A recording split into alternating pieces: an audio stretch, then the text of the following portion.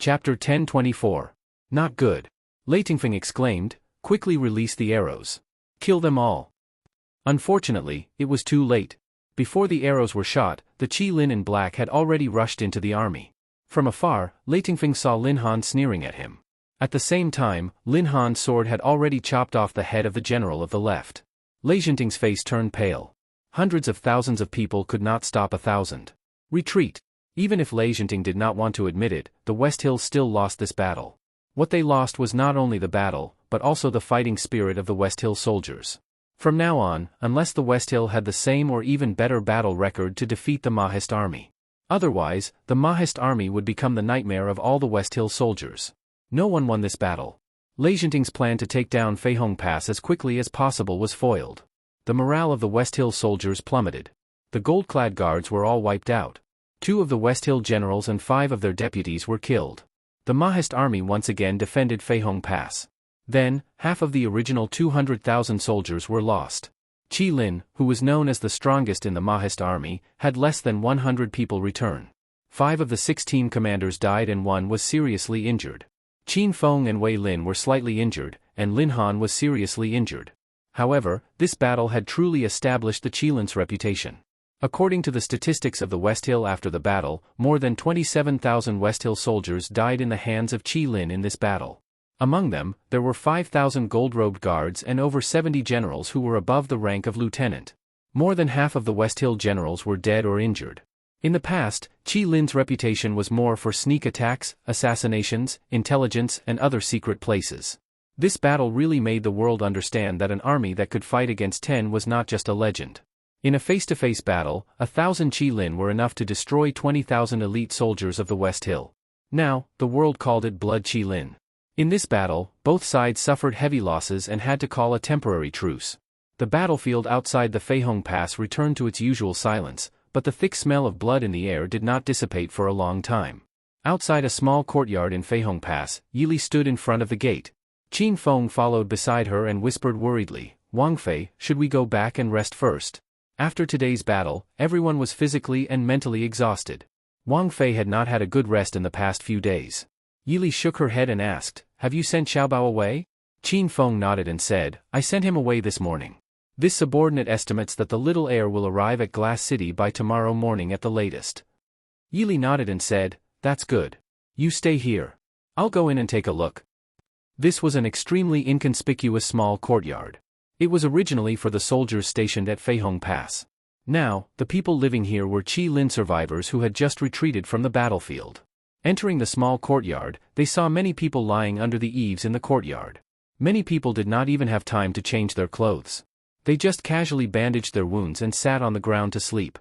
Shenyang was directing his men to bandage the wounds of the people. The Mahist army also suffered heavy casualties.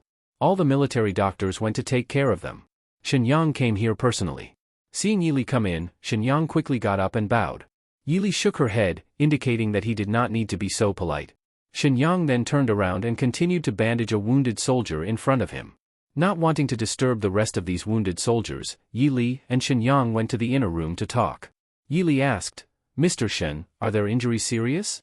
Shenyang shook his head and said, "Only a few of them are seriously injured. I'm afraid they won't be able to fully recover in the future. The others are fine. They will be fine after a few days of rest." Yili breathed a sigh of relief and nodded, "Then I'll have to trouble Mr. Shen. If you need anything, Mr. Shen can just send someone to tell Zhuojing." Shenyang nodded solemnly and said, "Princess, don't worry. This old man promises that their injuries will be fine. These people are real indomitable men."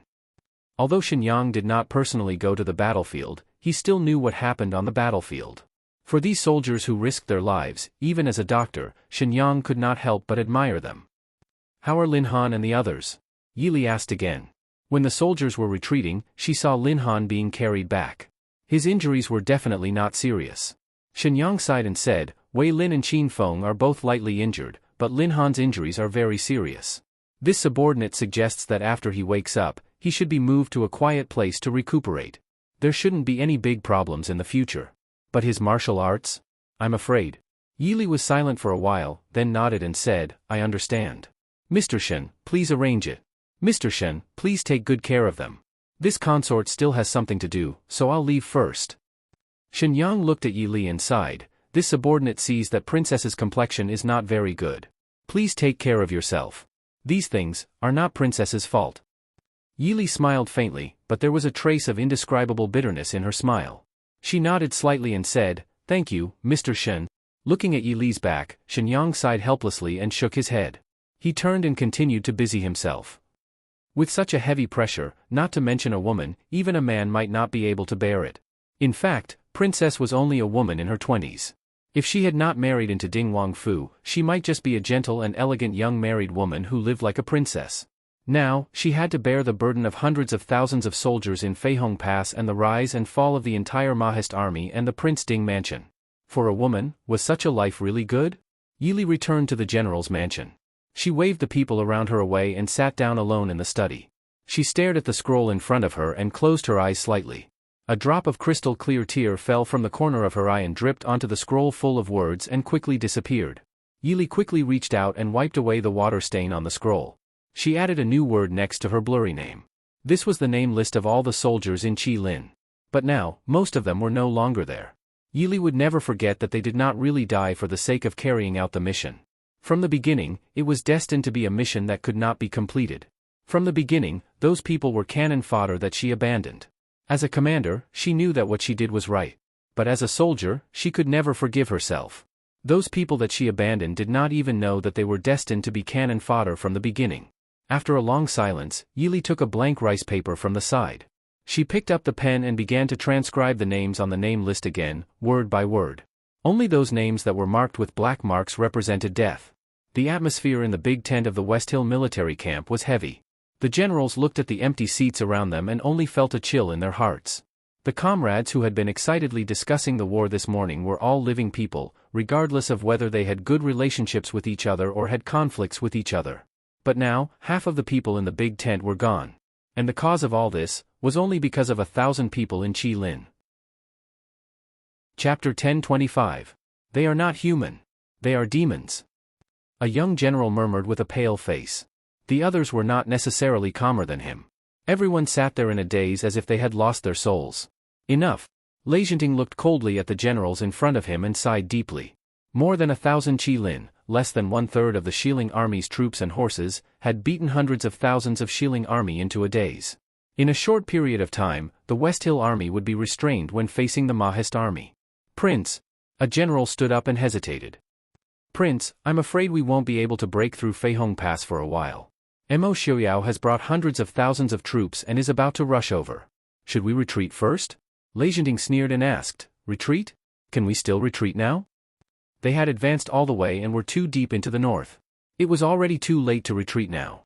At that time, they would only be caught off guard by Mo Xiaoyao midway. The general who spoke also turned pale. Mo Xiaoyao's troops were behind them. They had no other way except to break through Feihong Pass and return to West Hill through the northwest. But Feihong Pass in front of them was not so easy to break through. Enchanting sighed and said, "Today, the Mahist army has lost more than half of its men and horses. Now, the Mahist army at Feihong Pass will not exceed 100,000 at most. But if they still have Qilin," someone whispered. No one knew how many Qilin the Mahist army had. Over the years, their shadows seemed to be in many places, but no one had really caught their tracks. Many people were very curious about this troop. This time, they finally saw it for themselves. However, it brought them endless nightmares. No more. At this point, neither side will hold back. In today's battle, Yi Li must have done her best, Enchanting said solemnly. Feng asked, "Father, do you mean we can take Feihong Pass as long as we fight another big battle? But our troops." The Shilling army was not defeated by the Mahist army, but the morale and soul of the Shilling soldiers were crushed by the Mahist army. In a short period of time, he would only be able to display less than half of his abilities on the battlefield. Enchanting waved his hand and said, "I have my own plans." Reporting. "There's an urgent report from the front." Someone rushed in from outside the tent and reported in a loud voice. "Come in." A man dressed in military attire came in quickly and presented a secret letter. Enchanting opened it and his expression changed slightly. He quickly calmed down and said, "Everyone, go and rest.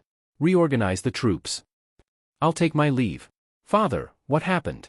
Only the father and son were left in the tent. Feng asked without hesitation. When his father read the secret letter, Feng clearly saw his hand tremble. Something big must have happened. Lei Zhenting fell back into the chair. His face was pale and a trace of blood seeped through his clothes. Lei Zhenting's yellow battle robe was dyed red. Father. After a long time, Lei Zhenting looked up at Lei Tingfeng and said, Tingfeng, take Feng Li, Zhang Yi and Shangguan Qing and leave the north. Go back to Xiling. What? Lei Tingfeng was stunned. He couldn't understand Lei Zhenting's sudden order. Puzzled, he picked up the letter Lei Zhenting had placed on the table and read it. Lei Tingfeng's expression was even uglier than Lei Zhenting's. Southern Chu deposed Mo Jingli and formed an alliance with the Prince Ding mansion? How is that possible? Lei Zhenting smiled bitterly. What's impossible about that? There are no eternal enemies in this world. Besides, to the people of Southern Chu, compared to the Prince Ding mansion, we are their true enemy. In this world, there weren't many people who thought the same as Mo Jingqi and Mo Jingli. Lei Tingfeng looked at the contents of the secret letter. The 800,000 Chu army has pledged allegiance to the Prince Ding mansion. The 300,000 Chu army has crossed the Yunlan River. I never understood where Murong Shen and the Marquis of Nan had suddenly left the battlefield to go. Only now do I understand, they went to Southern Chu. Lei Zhenting sighed deeply, somewhat dejectedly. Murong Shen and the Marquis of Nan were famous generals of the Dechu state. With them leading the 300,000 troops sent by Southern Chu, there was naturally no problem. However, he didn't know what benefits Mo Xiaoyao had given the Southern Chu court to make them so determined to depose Mo Jingli and send troops to support the Prince Ding mansion. Father, let's go together. Lei Tingfeng said. Lei Tingfeng already understood the current situation. Once Mo Xiaoyao's million-man army arrived, even if his father had the power to reach the heavens, he wouldn't be able to escape. Lei Zhenting shook his head indifferently. If I don't go, I won't be able to go. Tingfeng, take the 3 generals with you and leave tonight. Other than your personal bodyguards, don't take any soldiers. Regardless of age or ability, Generals Feng, Zhang, and Shangguan are the people with the most potential in the Western Tomb. As long as you can suppress them, the Western Tomb won't be at the end of its rope. After you return, do you know what to do? He was seriously injured and couldn't travel long distances. Moreover, things had already come to this. How could he face the people of the Western Tomb? Rather than drag out an ignoble existence, it was better to die a worthy death. No, father. Lei Tingfeng said anxiously. Father, your son begs you, your son's ability is insufficient.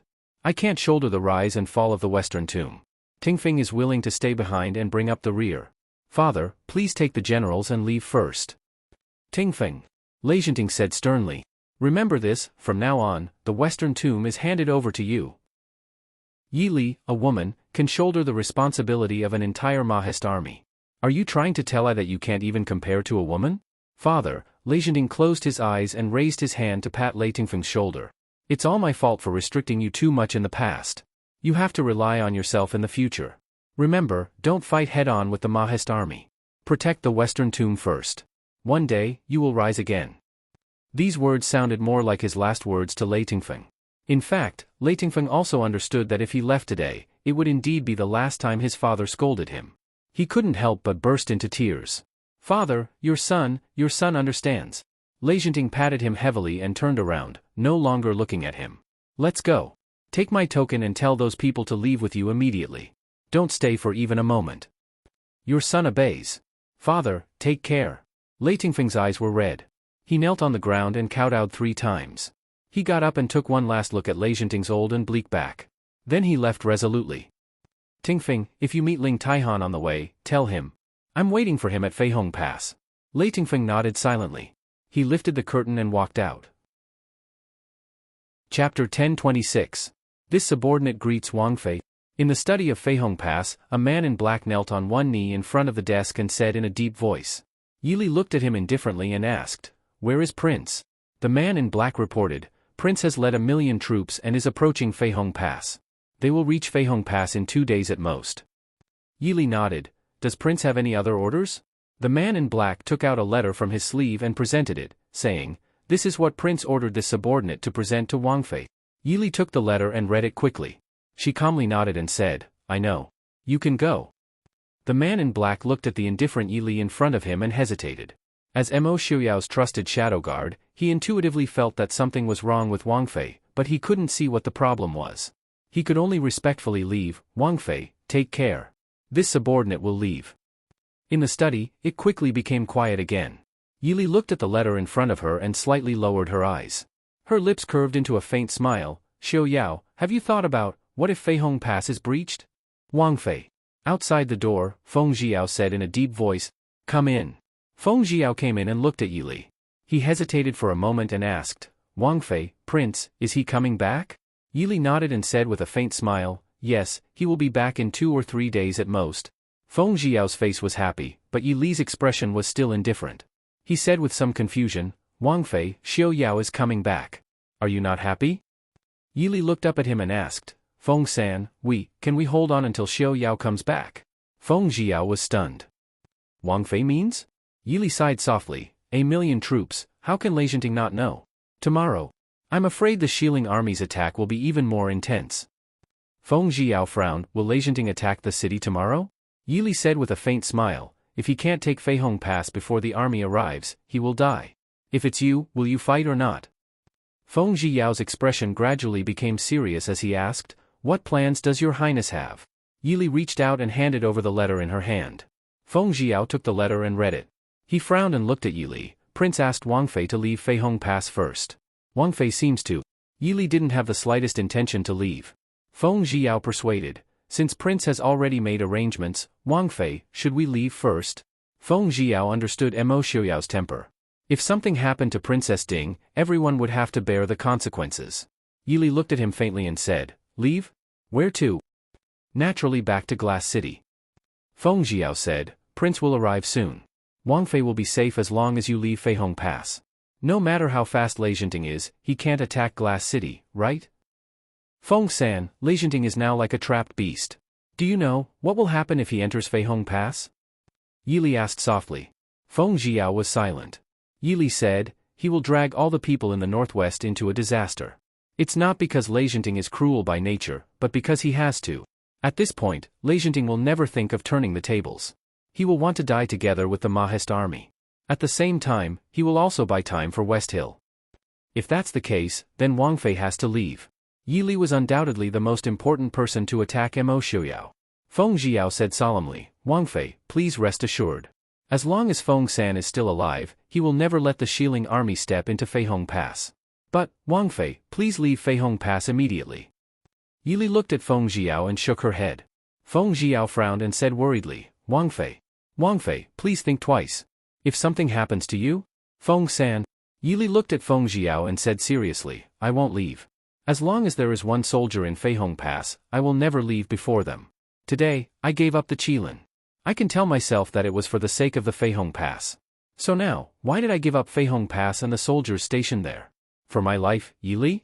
Feng San, in this world, there are always some things that are more important than life." Feng Jiao was silent. It wasn't that he didn't understand Yili's thoughts. In reality, if it was any other general who planned to abandon their subordinates and the place they were stationed at on the eve of a great battle, he would only hate and despise them. But Yili was different. Not only was she a woman, but she was the mistress of the Prince Ding mansion. She was the person Prince Ding valued the most. Perhaps in the eyes of the Mahist army, including Feng Jiao, Princess Ding was someone they needed to protect even if they had to sacrifice their lives and blood. But they did not understand that Yili was not only Princess Ding and Mo Xiaoyao's wife and lover. She was also a soldier. Dying on the battlefield was the fate of a soldier. Abandoning a city and fleeing was something a soldier would despise and endure for the rest of their life. Feng Jiao hesitated and finally asked, "Wang Fei, are you blaming the prince?" At the beginning, he did not know and did not feel anything. When Feng Jiao completely understood Mo Xiaoyao's plan, Feng Jiao had a faint feeling that what the prince did this time would not be approved by Wang Fei. As a general of the Prince Ding mansion and Mo Xiaoyao's good friend, Feng Jiao did not think that Mo Xiaoyao's decision was wrong. But at the same time, as a member of the army stationed at Feihong Pass, Feng Jiao knew that from the beginning, the soldiers left at Feihong Pass were destined to be sacrificed in Mo Xiaoyao's eyes. This could not be blamed on Mo Xiaoyao. As the highest commander of the Prince Ding mansion and the Mahist army, his decision was correct and for the sake of the entire Prince Ding mansion and the Mahist army. But was this fair to the soldiers who defended Feihong Pass to the death? Without a commander, the decision to kill, the decision to give up, and in a moment's thought, the life and death of countless people. So Feng Jiao knew that he was destined to never be a true general in this life. Yili was stunned for a long time. Just when Feng Jiao thought that she would not answer, she smiled faintly, shook her head, and said, "No, I understand what he means." Yili did not read so many strategic and commanding books in her previous life for nothing. When it was necessary to talk about these theories, she could even talk more incessantly than Mo Xiaoyao, making it irrefutable. But compared with Yi Li, Mo Xiaoyao was a real commander. His decision was definitely not wrong. The war, which was originally expected to last for at least a few years, would soon end under Mo Xiaoyao's operation. Then the people of the entire Central Plains would be able to enjoy peace again. Even if the number of people sacrificed was calculated, under the current situation, even if all the soldiers in Feihong Pass were killed, the number of people sacrificed was much smaller than if the war continued. But some things could be understood, but it was hard to accept. Even if it could be accepted, it was hard to do when it really happened. At least, Yi Li could not do it. When the hundreds of thousands of soldiers of the Mo family were fighting a bloody battle for Feihong Pass, Yi Li could not bring herself to escape alone. Then after the war was over, she would come out to enjoy the glory of the sacrifice. At the end of the day, Yi Li was still a soldier, not a politician. Chapter 1027. Seeing that Feng Xiao still wanted to say something, Yi Li waved her hand and said, "There's no need to say anymore. Unless you plan to go against your superior and knock me out. But if you really do that, I will come back on my own. Feng-san, if I escape from this battle, I will not feel at peace for the rest of my life." Feng Xiao was silent for a while before he finally sighed and said, "I understand. But, Wang Fei, please take care of yourself." Yi Li smiled and said, "Of course, there are still people waiting for me to go back." Unable to persuade Yi Li, Feng Xiao could only leave helplessly. He was very clear that what Yi Li said was very likely to become reality. The current Enchanting had no hope of turning the tables. Even if they broke into Feihong Pass, when Mo Xiaoyao's army arrived, they would still be quickly eliminated. Therefore, Enchanting was very likely to stake everything on one throw and wreak havoc in Feihong Pass. As the Mahist army, they could not watch as the mountains and rivers they protected turned into rivers of blood. Therefore, they could only choose to fight with the Xiling army to the last soldier. They had to delay as much time as possible so that Mo Xiaoyao and his army could arrive on time. Princess Ding is not willing to leave? Under the moonlight, Han Mingyue looked handsome. The faint moonlight scattered on his body, adding a different kind of tranquility.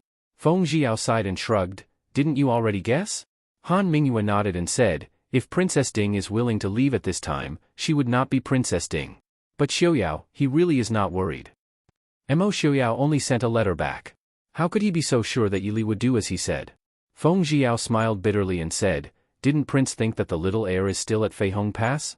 Even if it's not for herself, Princess Consort will leave Feihong Pass for the little heir." Han Mingyue smiled and said, "Unfortunately, he doesn't know that Princess Ding will send the little heir away in advance. Isn't that so?" Feng Xiao frowned worriedly. He looked at Han Mingyue and asked, "Why aren't you leaving?" Han Mingyue smiled indifferently and said, "I'm all alone in this world. Isn't it the same wherever I go? Tomorrow, I'll leave the princess's safety to you," Feng Xiao said solemnly. Han Mingyue raised her eyebrows and asked, "Do you trust me?" Feng Xiao raised his eyebrows and rolled his eyes at him, saying, "If I don't trust you, why would I talk nonsense with you?" Han Mingyue nodded solemnly and said, "I trust you. Thank you, Princess Consort." In the study, Qin Feng and Lin Han stood in front of the desk and said in a low voice. Both of them were injured. Qin Feng's left shoulder was still wrapped in white cloth. Lin Han didn't have any external injuries, but his pale face showed that he wasn't completely unharmed. Yi Li put down her brush and looked at the two with a frown, saying, "Why aren't you going to rest?" Qin Feng said in a low voice, "This subordinate requests to accompany Princess Consort to battle tomorrow." Lin Han followed and said, "This subordinate also wishes to—" "Nonsense!" Yi Li coldly reprimanded, "If you're injured, then go and recover. Do you think that you have more lives than others, or that the world won't turn without you?" Qin Feng and Lin Han looked at each other. Qin Feng stepped forward and said, "This subordinate requests Princess Consort's permission. This is not only the request of the two of us, but also the request of the 100 or so Qi Lin brothers who have just returned." Yi Li sneered and asked, "And then? You drag your injured bodies to the battlefield, and then let Qi Lin be exterminated? The order was given by me. Even if you want to be buried with them, it's not your turn. This subordinate doesn't dare." Qin Feng and Lin Han hurriedly knelt down. Yi Li looked at the two quietly. After a while, she sighed faintly and said, "Get up. I understand how you feel, but I hope that you also understand. The Qi Lin brothers who have sacrificed themselves definitely don't want to see you die with them. Instead, they hope that you and all the other survivors can live well and live with them." Yi Li really understood how they felt. The relationship between the Qi Lin soldiers was deeper than that between the Mahist army and the Black Cloud cavalry. They were all elites selected from various armies. Almost all of them had experienced from the beginning that they didn't see eye to eye with each other. Later on, they slowly worked together. They went through hellish training together. They carried out all kinds of difficult missions together many times. It was true that they lived and died together. This time, they had sacrificed nearly 90% of their possessions. Those who survived would not feel the so-called feeling of surviving a calamity, nor would they feel as if they had escaped death. Most of them would only blame themselves for being alive. They would only feel guilty. Yili had seen a lot of examples like this. Many soldiers had experienced cruel battles. They didn't die under the enemy's swords and spears. In the end, they ended their own lives. Princess Qin Feng and Lin Han's eyes were a little red. These Qi Lin soldiers were carefully selected and personally trained by them. For them, these soldiers were more like their brothers, students, and nephews. Seeing so many people die in front of them, but they couldn't do anything about it. This kind of pain was enough to make them doubt the meaning of their existence. Yili stood up and looked at the two seriously. Go back and tell them that as long as I'm alive, I will personally bring Lei Zhenting's head back to pay tribute to the dead soldiers. But I hope that they will all live well and continue Qi Lin. We obey. Qin Feng and Lin Han stood up and said. After saying that, Qin Feng hesitated and said, but I still want to follow you into battle. I'm not only the commander of Qi Lin, I'm also your bodyguard. As long as I haven't died in battle, I must stay by Princess' side and protect Princess' safety. This subordinate also has the same intention. This subordinate is a secret guard of Ding Palace. The purpose of a secret guard's existence is to protect Princess' safety. May Princess allow it? Yili looked at them awkwardly. Lin Han said, Princess, don't worry. My injury is not a problem. Qin Feng nodded and said, it's not a problem. It's just a flesh wound. The study was silent for a long time.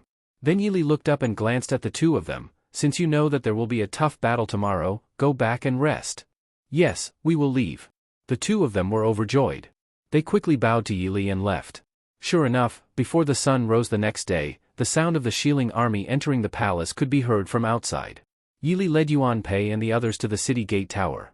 Before the sun rose, they saw the Shilling army below the city gate in a black mass. They hadn't even started fighting yet, but they could already feel the overwhelming murderous aura and desire to fight. They didn't know what Lei Zhenting had done.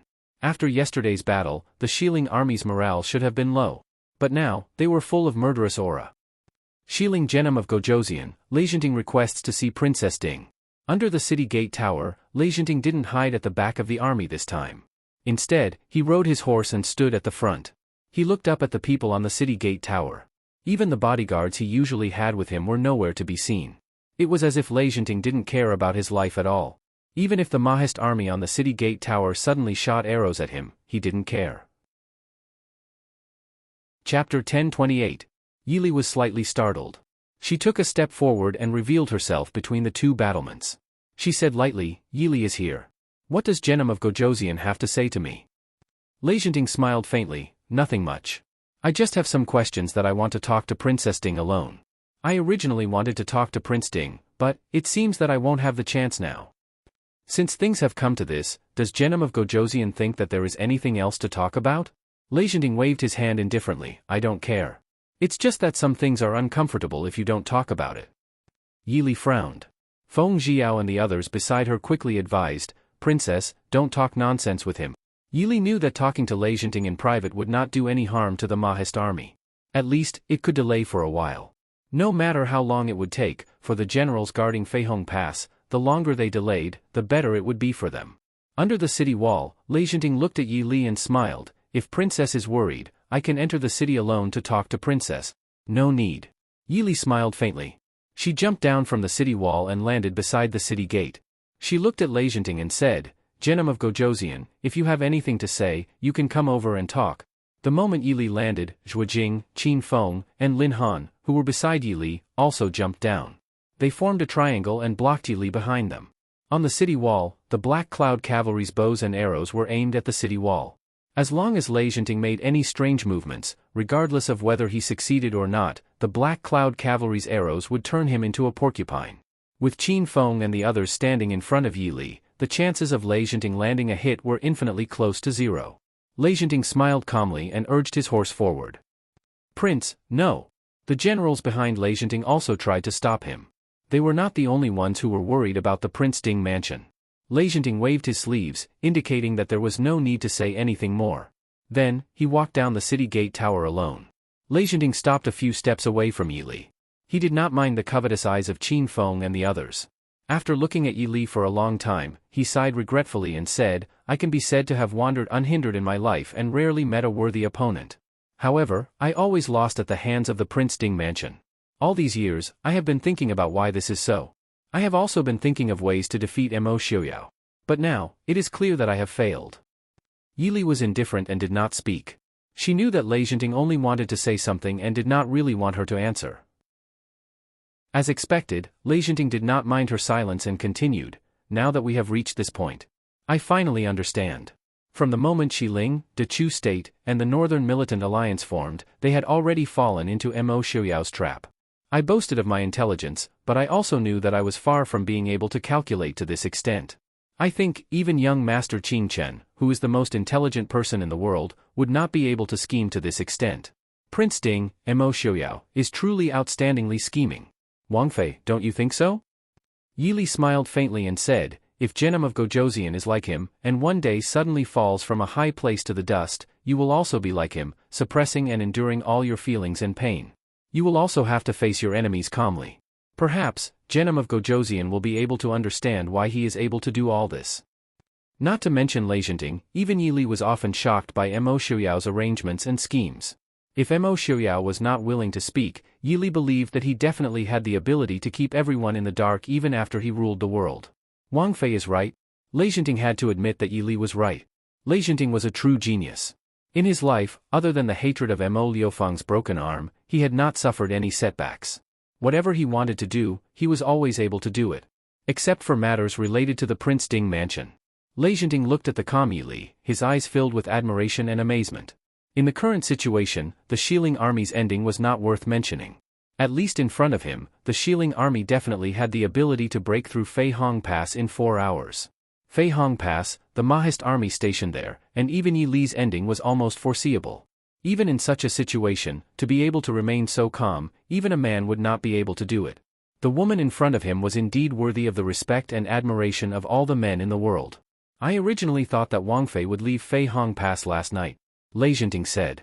Yi Li said in a low voice, I am not only the Wang Fei of the Prince Ding mansion, but also a member of the Mahist army. The Mahist army does not have soldiers who run away without fighting. Lei Zhenting nodded and praised, good courage. Although I have said it more than once, I still want to say it. The luckiest thing in Prince Ding's life should be to marry such an outstanding Wang Fei. Speaking of this, Lei Zhenting also felt a little regretful. Why did he not bring this woman to West Hill by hook or by crook? What made Lei Zhenting feel even more regretful was why such a woman had to be Princess Ding. Could it be that the heavens did not destroy the Prince Ding mansion? Yi Li smiled faintly and said, the luckiest thing in Yi Li's life is to marry Prince Ding. Princess Ding, do you know what I will do once the West Hill army enters the pass? Lei Zhenting asked in a low voice.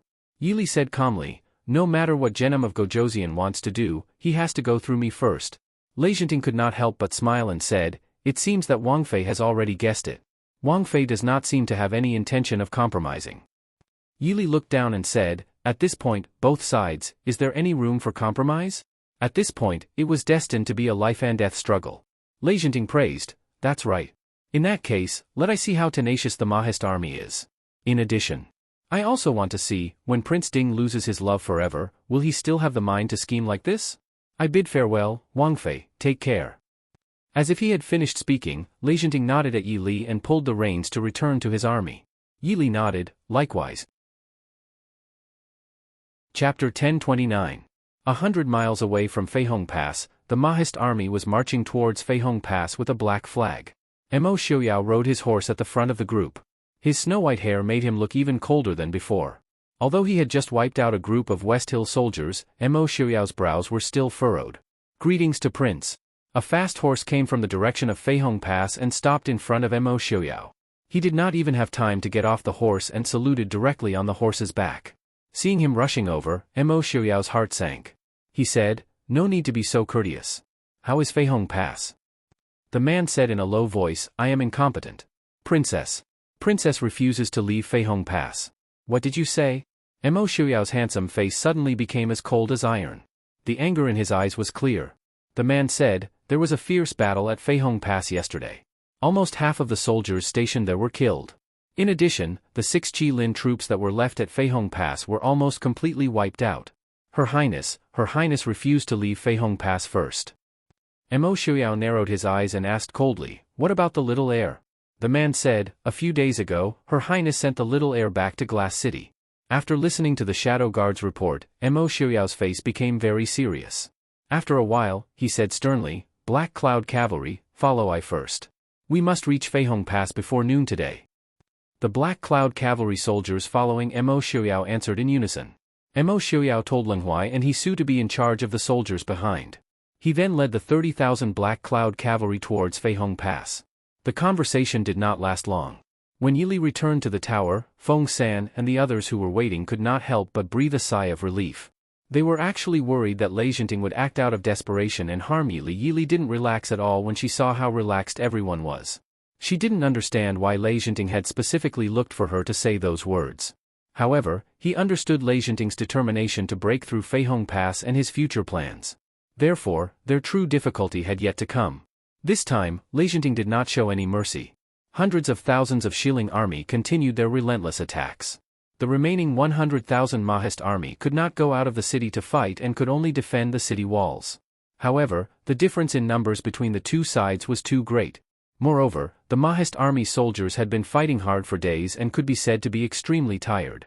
On the other hand, the Shilling army had many soldiers and horses and could take turns to fight, so they were not very tired. Under such circumstances, when it was almost noon, the Mahist army at Feihong Pass was faintly unable to hold on. But even so, it still far exceeded Lei Jinting's plan of breaking through Feihong Pass in 4 hours. Soon, a West Hill soldier climbed up the gate tower of Feihong Pass, followed by a second and a third. Although many of them were cut down by the soldiers guarding the gate, more and more West Hill soldiers climbed up the gate tower. Therefore, the fighting that was originally only under the tower and on the battlements began to shift to the top of the tower. Yili slashed the throat of a West Hill soldier with a knife. Just as she was about to turn around, a knife flashed behind her. Yili quickly raised her hand to block, but was even pulled to the side. The West Hill soldier who was waving the knife with a ferocious face fell to the ground. Han Mingyue stood behind Yili. She was still dressed in snow-white clothes and looked elegant. "Why haven't you left?" Seeing Han Mingyue, Yili frowned slightly and asked. They had the responsibility of guarding the city and had to stay. But Han Mingyue did not have any position in the Mahist army and naturally had no obligations. Also, Han Mingxi had been sent back to Glass City by her in the name of official business. Han Mingyue had even less reason to stay here. Han Mingyue smiled faintly and said, "I want to see how far Wang Fei and the Mahist army can go." Yili smiled helplessly and said, "You see it now? I can't take it." Yili felt helpless and lost. She had persisted for so many days, but in the end, this was the result. More importantly, their failure did not just mean failure, but also the price of failure. Once Lei Jinting led his troops into the pass, the consequences would be unimaginable. "Does Wang Fei regret?" Han Mingyue asked curiously. Yili shook her head and said, "I only do what I should do. Also, no matter what the result is, what has happened cannot be changed. What is the use of regret?" Looking at her calm and composed appearance, Han Mingyue suddenly felt her emotions calm down a lot. She smiled and said, "The reason I stayed is because I feel that maybe a miracle will happen." "I hope so." Yili smiled faintly. Clearly, she did not take his words seriously. There were many miracles in this world, but it was clear that this miracle did not happen on their side. When everyone saw Lei Jinting, who should have been seriously injured, fly up the tower of Feihong Pass with great qinggong, they could not help but feel shocked. At the same time, they rejoiced. Fortunately, when Wang Fei went down, Lei Jinting did not make a sneak attack. Otherwise, with just Qin Feng and the others, they may not be able to stop him. Lei Jinting stood leisurely on the tower, facing Yili. At this time, there was a river of blood on the tower. But people with discerning eyes knew that no matter how brave and good the Mahist army was, when the enemy was several times their number, failure was almost inevitable. Lei Jinting looked at Yili with a smile and said, "Is Wang Fei wondering why I did not attack at the tower?" Yili shook her head and said, "Compared to this, I am more curious. How did Genom of Gojoseon recover in such a short time?" No one knew Lei Jinting's injury better than Yili. Due to the improper treatment of the West Hills military doctors, Lei Jinting's injury would only be more serious than she had expected. Han Mingyue stood beside Yili and smiled gently. "This is not strange. This one remembers that there is a method that can increase a person's potential in the shortest amount of time. Even if the person is seriously injured, they can exert more power in a short time. Enchanting looked coolly at Han Mingyue and said, Master Mingyue is indeed experienced and knowledgeable. Han Mingyue took a step forward and stood in front of Yi Li without a trace. He sighed and said, I would rather not know. There was nothing in the world that did not have a price. The method that Han Mingyue spoke of was so heaven-defying, then the price that had to be paid was self-evident. Enchanting would do such a thing. It was clear that he did not plan on living. A martial arts master might not be scary, but a martial arts master who did not want to live was definitely scary. Looking at the proud Enchanting, Han Mingyue shook her head and said, Genom of Gojoseon is also a hero. Why do you have to take things so hard? Enchanting was not angry. There was not even a trace of emotion. At this point, it could be said that he had reached the end of the road. Although he did not understand how he had been tricked by Mo Xiaoyao, he had lost. It was not that he did not have the courage to admit defeat. But before this, he could still do something for the West Hill, or he could still stab Mo Xiaoyao viciously. Chapter 1030. Genom of Gojoseon should know Mo Xiaoyao's temper. If something happens to Princess Ding, your hundreds of thousands of soldiers. Han Mingyue reminded him faintly. Enchanting smiled and nodded, saying, Many thanks for young Master Mingyu's reminder, but, from the moment they followed I to attack Fei Hong Pass, they didn't plan on living. So, I'm afraid I cannot accept young Master Mingyu's kindness. Han Mingyue sighed. If he could, he really didn't want to fight with Enchanting. With his martial arts, in another 10 years, he might be able to fight Enchanting to a draw. But right now, there was nothing he could do. Also, the reversal method that Enchanting used was a method that could gather all the power in one's body in a short amount of time. In this situation, in 24 hours, Enchanting's power was twice as strong as usual. Not just him, even if Mo Xiaoyao came personally, it would be difficult. Enchanting examined Yi Li who was standing next to Han Mingyue. He asked curiously, Wang Fei really doesn't blame Mo Xiaoyao at all? Yi Li raised her eyes and frowned slightly. This Fei doesn't understand Genom of Gojoseon's meaning. Enchanting laughed loudly and said, Wang Fei is a smart person. How can you not understand I's meaning? If it wasn't for Mo Xiaoyao's scheme, the 200,000 soldiers guarding Fei Hong Pass and Wang Fei's Qi Lin would not have been trapped by I at Fei Hong Pass. Now, they are about to be completely wiped out. Does Wang Fei not have any resentment in your heart? Yi Li lowered her eyes and thought for a moment before saying faintly, This Fei is not good at making choices, but I know what it means to win the biggest victory with the smallest price. From the standpoint of the Prince Ding mansion, his decision is only beneficial. Why should this Fei have any resentment? Enchanting examined Yi Li for a moment. In the end, he could only sigh helplessly. I was thinking, never mind, if Wang Fei had the same thoughts as other women, then she wouldn't be Princess Ding. Wang Fei, I have offended you. Finishing, Enchanting did not waste words. His gaze towards Yi Li was instantly filled with murderous intent, and an oppressive aura pressed towards Yi Li. Enchanting was not a person that liked to waste words. The reason that he had said so much to Yi Li was because he was certain that Mo Xiaoyao could not return so quickly. Also, he wanted to sow discord between Mo Xiaoyao and Yi Li. If Princess Ding died with resentment towards Prince Ding, what kind of blow would that be to Prince Ding who loved his wife as much as his life? It was a pity that Yi Li's mind was unexpectedly tenacious and steady. She was not moved by him at all. Enchanting had no choice but to give up his plan with some regret. Without Enchanting speaking, Yi Li and the others knew that the present situation was unavoidable. Yi Li calmly took out 2 pistols, one on the left and one on the right. She pointed them at Enchanting. Enchanting looked curiously at the thing in her hand. This is the thing that injured I? Yi Li said with a faint smile, Prince, you can try again. Before she finished speaking, there were 2 loud bangs. 2 bullets had already shot towards Enchanting. Enchanting's figure flashed and he quickly dodged. The 2 shots missed, but Yi Li was not dispirited. She calmly continued to chase after Enchanting's figure. The pistols in her hand made loud bangs.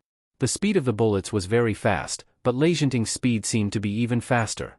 Everyone could only see a shadow moving freely on the city wall. When Yi Li stopped, Enchanting had reappeared on a battlement on the city wall. He lowered his head to look at the battle robe behind him. It was unknown when a small hole had appeared on the battle robe. Enchanting couldn't help but praise. Good stuff. It's a pity. If there were more of these things, I might have to be a bit more cautious. However, it seems that Princess doesn't have many. Yi Li didn't hide it and nodded. That's right. This consort only has 2 of them. Originally, I didn't expect to use them to deal with Genom of Gojoseon. She just wanted to see Enchanting's current strength. Now they saw that Lei Zhenting's current strength was probably above Mo Xiaoyao and Ling Taihan. Lei Zhenting nodded and smiled. Since Princess Ding has already made a move, now its eyes turn. After saying this, Lei Zhenting unsheathed the sword in his hand and swung it towards Yi Li's direction. Lei Zhenting's move was very simple and ordinary, without any fancy moves. However, everyone present could feel the murderous aura and terrifying power within it. Han Mingyue's expression changed. At the same time, she unsheathed the sword in her hand and slashed towards Lei Zhenting's sword aura. Qin Feng, Zhuo Jing, Wei Lin and the others beside Yi Li also moved at the same time, wanting to block Lei Zhenting's attack. Yi Li dodged to the side. After the battle with Ling Taihan, Yi Li already understood that when facing a true master of internal energy, she didn't have any advantage. The reason why she hadn't encountered any danger before was because she had never met masters of the same level as Lei Zhenting and Ling Taihan. Yi Li took a deep breath and looked back at the Mahist army and the West Hill soldiers who were still fighting not far away. At this time, the two sides were already fighting face to face. It was a fight to the death. At this time, Lei Zhenting's power was not something that Han Mingyue and the others could resist. Almost at the cost of burning his life, Lei Zhenting's martial arts cultivation suddenly reached the peak of his life. With one blow, Han Mingyue and Zhuo Jing were sent flying more than 10 steps away. Qin Feng and Wei Lin hit the city wall and both spat out a mouthful of blood. Lei Zhenting knocked down Han Mingyue and the other three with one blow and then ignored them. He directly slashed his sword at Yi Li. Yi Li hurriedly retreated a few steps. Then, Lei Zhenting's sword aura followed her like a shadow. Seeing that there was no way out, Yi Li gritted her teeth and a cold light flashed in her hand. Instead of retreating, she rushed towards Lei Zhenting. A smile flashed across Lei Zhenting's lips. It was as if he was mocking Yi Li for overestimating herself. At the top of the city, a cold light flashed. In an instant, it attacked Lei Zhenting as fast as lightning. Feeling the threat of a master of the same level, Lei Zhenting immediately gave up on Yi Li and raised his hand to block the opponent's attack. Not far away, a figure in blue clothes stood on the city wall behind Yi Li. The person looked at Lei Zhenting coldly and said, "Since when did Genom of Gojoseon like to bully the weak? Since you want to fight, why don't you come to me?" Yi Li dodged Lei Zhenting's sword and panted slightly. She retreated to one side and left the battlefield to Ling Taihan. Lei Zhenting looked regretfully at Yi Li, who had already retreated to Han Mingyue and the others. He looked at Ling Taihan and said, "You really know how to pick the right time." Ling Taihan said indifferently, "Didn't you ask me to come to you?" Lei Zhenting frowned and said, "You can't possibly get here so quickly." According to his calculations, he should have finished dealing with everything by the time Ling Taihan arrived. Ling Taihan hugged his sword and said, "It is indeed impossible. But a few days ago, someone told me that if I didn't feel it sooner, I might not be able to see you. Now, it seems that he wasn't wrong." Lei Zhenting's current appearance was very strong, but it was only for the next 48 hours. After 48 hours, not only would he lose all his martial arts, but he would also lose his life. Lei Zhenting was also a first-class master in the world. Naturally, he would not understand the reason for Lei Zhenting's current situation. Mo Xiaoyao again? He can even calculate such a situation? Lei Zhenting frowned. Ling Taihan did not hide and nodded. "Yes, I saw him 10 days ago. But he told me that Genom of Gojoseon would definitely lose his life in 10 days.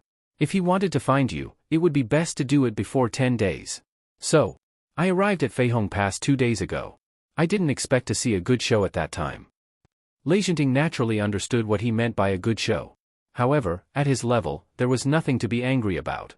He shook the long sword in his hand and said, "In that case, let's do it.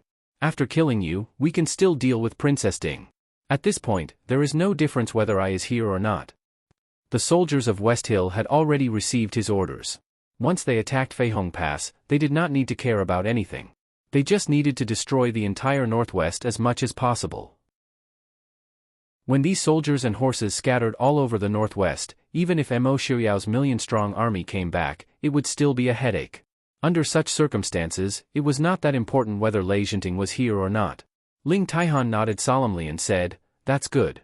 The grudges between us should have been settled long ago. If I die in your hands in this battle, it means that I am not as good as you. If you lose, I promise that I will not find trouble with Lei Tingfeng." Lei Zhenting smiled with satisfaction and said, "In that case, I will take advantage of you. Please. Please." Princess, Qin Feng pressed on his throbbing wound with one hand and looked at the two people facing each other on the city wall. Especially when he looked at Ling Taihan, his gaze was even more complicated. Who would have thought that the one who saved the princess's life this time was Ling Taihan, who had almost killed the princess back then? They did not expect that the prince had secretly arranged such a move. If Ling Taihan had not arrived in time, it would have been difficult for them to save the princess from Enchanting with their martial arts. Yili nodded and said in a low voice, "Don't worry about them. Stop the West Hill soldiers from entering the pass at all costs." Qin Feng and the others nodded in unison and said, "We obey." Chapter 1031. The great battle on top of the city gate tower should have attracted countless martial artists to come and watch. But at this time in Feihong Pass, no one had the time to care about this. Whether it was the West Hill soldiers who were eager to rush into the pass, or the Mahist army soldiers who were desperately resisting the enemy, no one was in the mood to watch this great battle. In everyone's heart, there was only one goal, and that was the enemy. The city gate was finally broken by the heavy giant wood. The Mahist army soldiers blocked the gate with their flesh and blood and fought with the enemy. On the city gate tower, on the streets, the soldiers of the two armies could be seen fighting everywhere. Whether it was the imminent death of Genom of Gojoseon or Princess Ding's willingness to live and die with the soldiers guarding the city, it greatly stimulated the morale of the soldiers of the two armies. No one was willing to take half a step back, and they fought a bloody battle. No one knew how long this bloody battle lasted. Almost everyone, including Yili, was covered in blood. When they were exhausted, they finally heard the sound of horse hooves coming from outside the pass. Feng Jiao was shocked. He suddenly jumped up and shouted, "The Black Cloud Cavalry is here. The prince is back." Suddenly, all the soldiers who were lucky enough to survive were shocked. Especially when they heard the sound of horse hooves gradually approaching, everyone's heart surged with an uncontrollable joy. The prince was finally back. The reinforcements were finally here. They had finally defended Feihong Pass. With the arrival of the Black Cloud Cavalry, the pressure on the guards at the city gate suddenly decreased a lot. The Shilling army that was still outside the city could not help but be confused because of this sudden change. The Black Cloud Cavalry took advantage of the gap and rushed directly into the city. The rider at the front of the Black Cloud Cavalry was wearing white clothes and had white hair. He had an awe-inspiring aura. Closed the front and back gates. Although Feihong Pass was called a pass, there was still a small city inside the pass. However, this city was not big, and most of the people living in it were soldiers who were stationed here.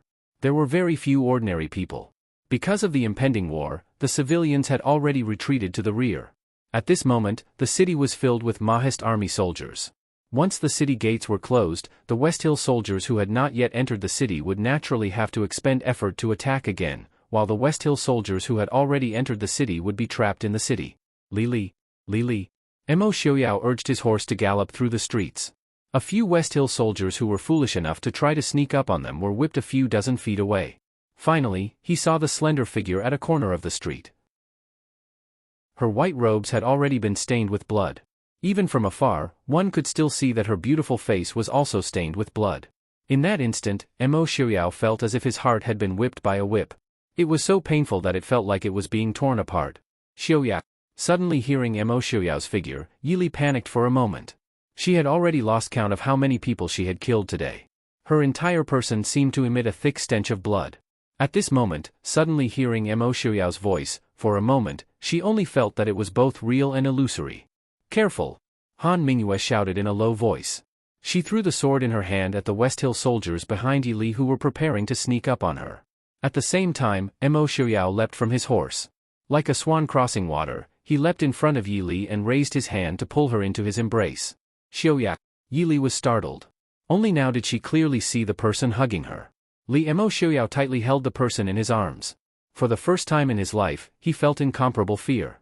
He, Mo Xiaoyao, was a person who could take every conceivable possibility into account. Everyone in the world could be played in the palm of his hand. But this time, he had really miscalculated. He could not imagine what he would do if something really happened to Yili. Mo Xiaoyao held Yili with one hand and waved the horsewhip in his other hand. Streams of energy shot out in all directions like poisonous arrows. For a moment, not a single West Hill soldier within 100 feet of them was spared. The West Hill soldiers in the distance did not dare to come forward because of Prince Ding's reputation. Han Mingyue drew her sword from the body of the fallen West Hill soldier. She stepped forward and said, "You're finally back." Mo Xiaoyao nodded. For the first time in more than 10 years, he looked at Han Mingyue with such seriousness. In a low voice, he said, "Thank you." Like Yili, Han Mingyue was also covered in blood. The image of an elegant gentleman no longer existed. Moreover, Han Mingyue had many wounds on her body. It was clear that Han Mingyue had always been by Yili's side to protect him. Han Mingyue smiled faintly, even though her face was still stained with the blood of the enemy.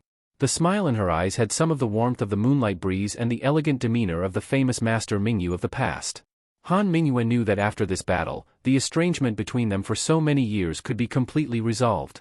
Han Mingyue understood Mo Xiuyao's character well enough. Mo Xiuyao would not hate him. He would only ignore him forever.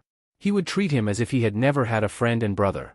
When she walked out of the fog of infatuation, Han Mingyue finally realized what she had lost for this hopeless relationship. Mo Xiuyao's return naturally caused a big commotion. After a while, Feng Jiao and the others also rushed over. Feng Jiao did not have time to exchange pleasantries. He hurriedly asked Mo Xiuyao, "How many people did you bring back?" Mo Xiuyao said, 30,000. Feng Jiao's face suddenly became very ugly. There were hundreds of thousands of West Hill soldiers. 30,000 people were useless. Mo Xiuyao said calmly, "Don't worry. Ling Huai will bring people here soon. We just need to delay the West Hill people as much as possible and block them in the Feihong Pass and the small town." At this point, there was nothing more to say. Feng Jiao also directly turned around, "I know. But I don't know how much time we can delay. What if someone breaks out?" Mo Xiuyao frowned and said, "There are soldiers stationed in every county. Although there are not many, it is enough to block some of the remaining soldiers." Yi Li said lightly, "I have ordered all the people within 100 miles of the Feihong Pass to fight to the death and retreat."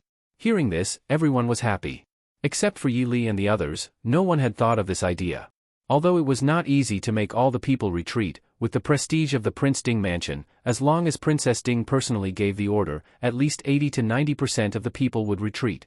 Everyone heaved a sigh of relief after solving the problem they were most worried about. Feng Jiao said with a smile, "In this case, we will do our best to stop the Xiling army. We will definitely be able to hold on until General Leng arrives. Prince's consort, I will take my leave."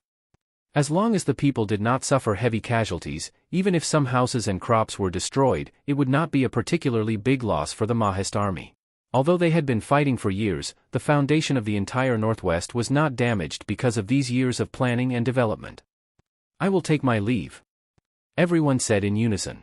They all turned around and rushed to their respective battlefields. By the way, Lei Jinting and Tower Master Ling are still on the tower. Yi Li just remembered.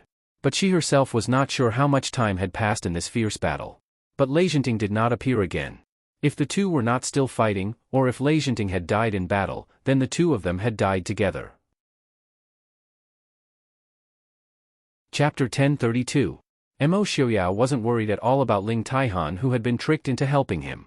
Ling Taihan wanted to take revenge on Lei Jinting anyways. He was just giving him a chance to save his subordinate. Even though Ling Taihan had accidentally saved Yi Li, he wouldn't feel guilty if Ling Taihan lost his life because of this. Mo Xiuyao took off his cloak and put it on Yi Li. He said softly, "Li Li, go back and change your clothes first."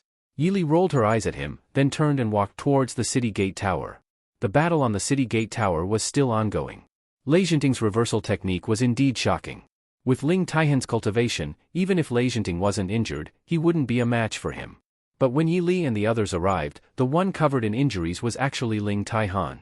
However, Ling Taihan had spent his entire life studying martial arts. His personality was tenacious. Even though he was covered in injuries, he didn't seem to have any intention of stopping. Hearing Mo Xiuyao and the others walk up the city gate tower, Lei Jinting was the first to retreat. "Mo Xiuyao, it's you again." Lei Jinting narrowed his eyes as he stared at Mo Xiuyao. Perhaps it was because of this battle, or because Mo Xiuyao had returned early, or because his plan had been foiled, his originally deep and desolate eyes were somewhat bloodshot. Mo Xiuyao raised his eyebrows indifferently. Only Yi Li, whose hand he was holding, could tell that he wasn't as calm as he looked. Mo Xiuyao laughed, "Of course it's I. I'm the one who's curious. Why aren't you dead yet?" Lei Jinting sneered, "You haven't died yet, so how can I die?" After saying that, Lei Jinting ignored Ling Taihan and flew towards Mo Xiuyao. However, the sword in his hand was pointed straight at Yi Li, who was standing beside Mo Xiuyao. Mo Xiuyao's expression changed as he sent Yi Li behind Han Mingyue.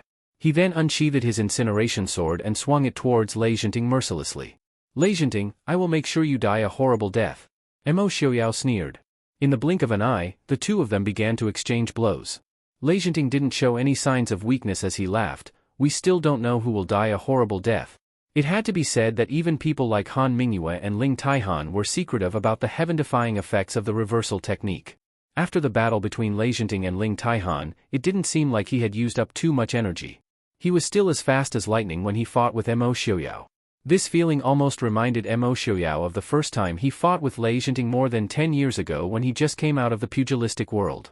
At that time, his martial arts were slightly inferior to Enchanting's. But now, Mo Xiaoyao was in the prime of his life, while Enchanting was gradually aging. Mo Xiaoyao had absolute confidence that his martial arts cultivation was stronger than Enchanting's. But even so, when he fought with Enchanting, Mo Xiaoyao still felt a trace of pressure. Seeing this, Ling Taihan didn't hesitate to join the battle. In this situation, there was no such thing as bullying with numbers. Enchanting had used the reversal technique, so he was already dead. There was no need for the people present to die with him. More importantly, it was impossible for Mo Xiaoyao to back out now. Since that was the case, Ling Taihan didn't mind fighting with two of them. With the suppression of two powerful experts, Enchanting was finally at a disadvantage. But even so, Ling Taihan and Mo Xiaoyao still had many new wounds. This battle lasted from day to night. Yi Li and Han Mingyue couldn't interfere at all, but neither of them dared to take half a step away. All they could do was watch the three people fighting. Seeing the most dangerous part, Han Mingyue finally couldn't help but shout and laugh loudly. Yi Li stood to the side and watched, a faint smile on her lips. Han Mingyue watched the battle between the three powerful experts of the world, and unexpectedly broke through her mental state. Her martial arts that had been stagnant for many years reached a new level. Presumably, in a few years, young Master Mingyu's name would be among the top 4 experts of the world. Under the night sky, the entire Feihong Pass was still brightly lit. In the small city, there were countless soldiers fighting in every street and alley. The smell of blood permeated the entire city. On the back of the city wall, old General Yuan Pei and a few soldiers were stationed on the city gate tower. Under the city gate tower was a city gate that was only a third of the width of the Feihong Pass in front of them. But behind this gate was more than half of the northwest region. All of the soldiers were exhausted, but they still held their weapons tightly in their hands. Again and again, they killed the enemies that were charging at them. Behind them were the people and land they had to protect. They had nowhere to retreat. They had no other choice but to kill the enemies in the city gate. Another wave of West Hill soldiers rushed over the streets and the interception of the Maoist army soldiers. Yuan Pei's expression was solemn as he said in a clear voice, "Archers, fire." Arrows shot out like rain. A group of enemies fell, but soon more people continued to rush up. The soldiers guarding the city gate rushed up and engaged in close combat with the enemies who had rushed out from the arrows. Just when everyone thought that these days would never end, the heavy sound of horse hooves finally sounded in the distance again. Even from afar, people could feel the sound of the earth shaking. It was the sound of thousands of soldiers and horses rushing over. At this time, everyone knew who was coming. The tired faces of the Maoist army soldiers once again bloomed with radiance. "Reinforcements are coming! Reinforcements are coming! Brothers, kill them! Stop the West Hill people! Reinforcements are coming!" The cheers of the Maoist army soldiers could be heard throughout the small city. Then the battle between the two sides became more intense. Leng Huai led 1,000,000 soldiers into the Feihong Pass. The hundreds of thousands of soldiers and horses of West Hill immediately collapsed. Originally, hundreds of thousands of soldiers and horses were blocked in the city for an entire day by the Maoist army. They had suffered heavy casualties and were already somewhat disorganized. At this time, there was suddenly an additional 1,000,000 soldiers. No matter how tenacious the willpower of the West Hill soldiers was, they could not help but collapse. Before dawn, the battle in the small city had already come to an end. The West Hill soldiers in the city either died or surrendered. When Leng Huai rushed to the rear gate with his men, he was just in time to support Yuan Pei, who was a little shaky. General Yuan was over 70 years old. This day and night of fighting was already very tiring for a young man, let alone an old man like Yuan Pei. Seeing Leng Huai, Yuan Pei was also relieved. If Leng Huai had come a little later, they would not have been able to hold on. "General Leng Huai apologized. "General Yuan, it's me. We're late. Thank you for your hard work." "It's good that you're here. It's good that you're here," Yuan Pei said repeatedly. Then he only felt darkness in front of him and fell down. Leng Huai reacted quickly and hurriedly supported him. "General Yuan? General Yuan?" Dr. Feng San happened to be coming over as well. When he heard Leng Huai's voice, he quickly rushed over. He held Yuan Pei's hand and felt his pulse. Then he was relieved and said, "It's nothing serious. He's probably too tired. Let's send General Yuan back first. Let Mr. Shen treat him later." Chapter 1033. Seeing that Yuan Pei was fine, Leng Huai breathed a sigh of relief. Yuan Pei could be said to be the oldest veteran in the Mahist army. If something happened here, it would be a great loss for the Mahist army. After sending people to escort Yuan Pei back to the general's mansion, Leng Huai and Feng Zhiao ordered the soldiers who had just arrived to search the streets to see if there were any West Hill soldiers who had escaped. By the time they finished arranging all this, the sky was already bright. Only then did the two of them breathe a sigh of relief. They looked at each other. Feng Zhiao suddenly shouted, "The prince and Wang Fei are still on the city gate tower." If Mo Xiaoyao had finished off Enchanting, he would certainly appear with Yi Li to preside over the situation. The reason they had not seen the two of them until now must be that the battle on the city gate tower had not ended. When the two of them hurried to the city gate tower of Feihong Pass, Qin Feng and the others had already arrived. Although they were all covered in wounds and were either leaning against or sitting on the city gate tower without confidence, all of their expressions were incomparably relaxed. Feng Zhiao could not help but smile. He shrugged and walked to the stairs on the side to help Qin Feng sit down under the city wall. After this battle, they would not have to fight for a long time. Shouldn't they be relaxed? As a soldier, it might be a kind of sorrow to not have the chance to go to the battlefield in their lifetime. But as a country, if they were to spend their entire life in war, it would be better for the country to perish early. Seeing Feng Zhiao, Leng Huai and the others appear one after another, Enchanting finally understood that he had lost to the Mahist army again. His attacks became fiercer and fiercer. However, after a day and night of intense fighting, Enchanting's exhaustion was far greater than that of Ling Taihan and Mo Xiaoyao. No matter how powerful the reversal technique was, it couldn't guarantee that Enchanting would be invincible in these 48 hours. Even if he was powerful, he would still be severely injured by Ling Taihan and Mo Xiaoyao, the two strongest experts in the world. As a human, even if he used up all his life force, there was still a limit. Therefore, after a few fierce attacks, Mo Xiaoyao and Ling Taihan could clearly feel the changes in Enchanting. The two of them glanced at each other. Ling Taihan's long sword streaked across the air and went straight for Enchanting's chest. Behind him, Mo Xiaoyao leapt into the air. His sword went straight for Enchanting's head. Enchanting laughed coldly. He dodged Mo Xiaoyao's sword, and grabbed Ling Taihan's long sword with one hand. Then, following Ling Taihan's sword, he rushed up and slapped his palm towards Ling Taihan's chest. Mo Xiaoyao had been waiting for this moment. The sword on his head was just a feint.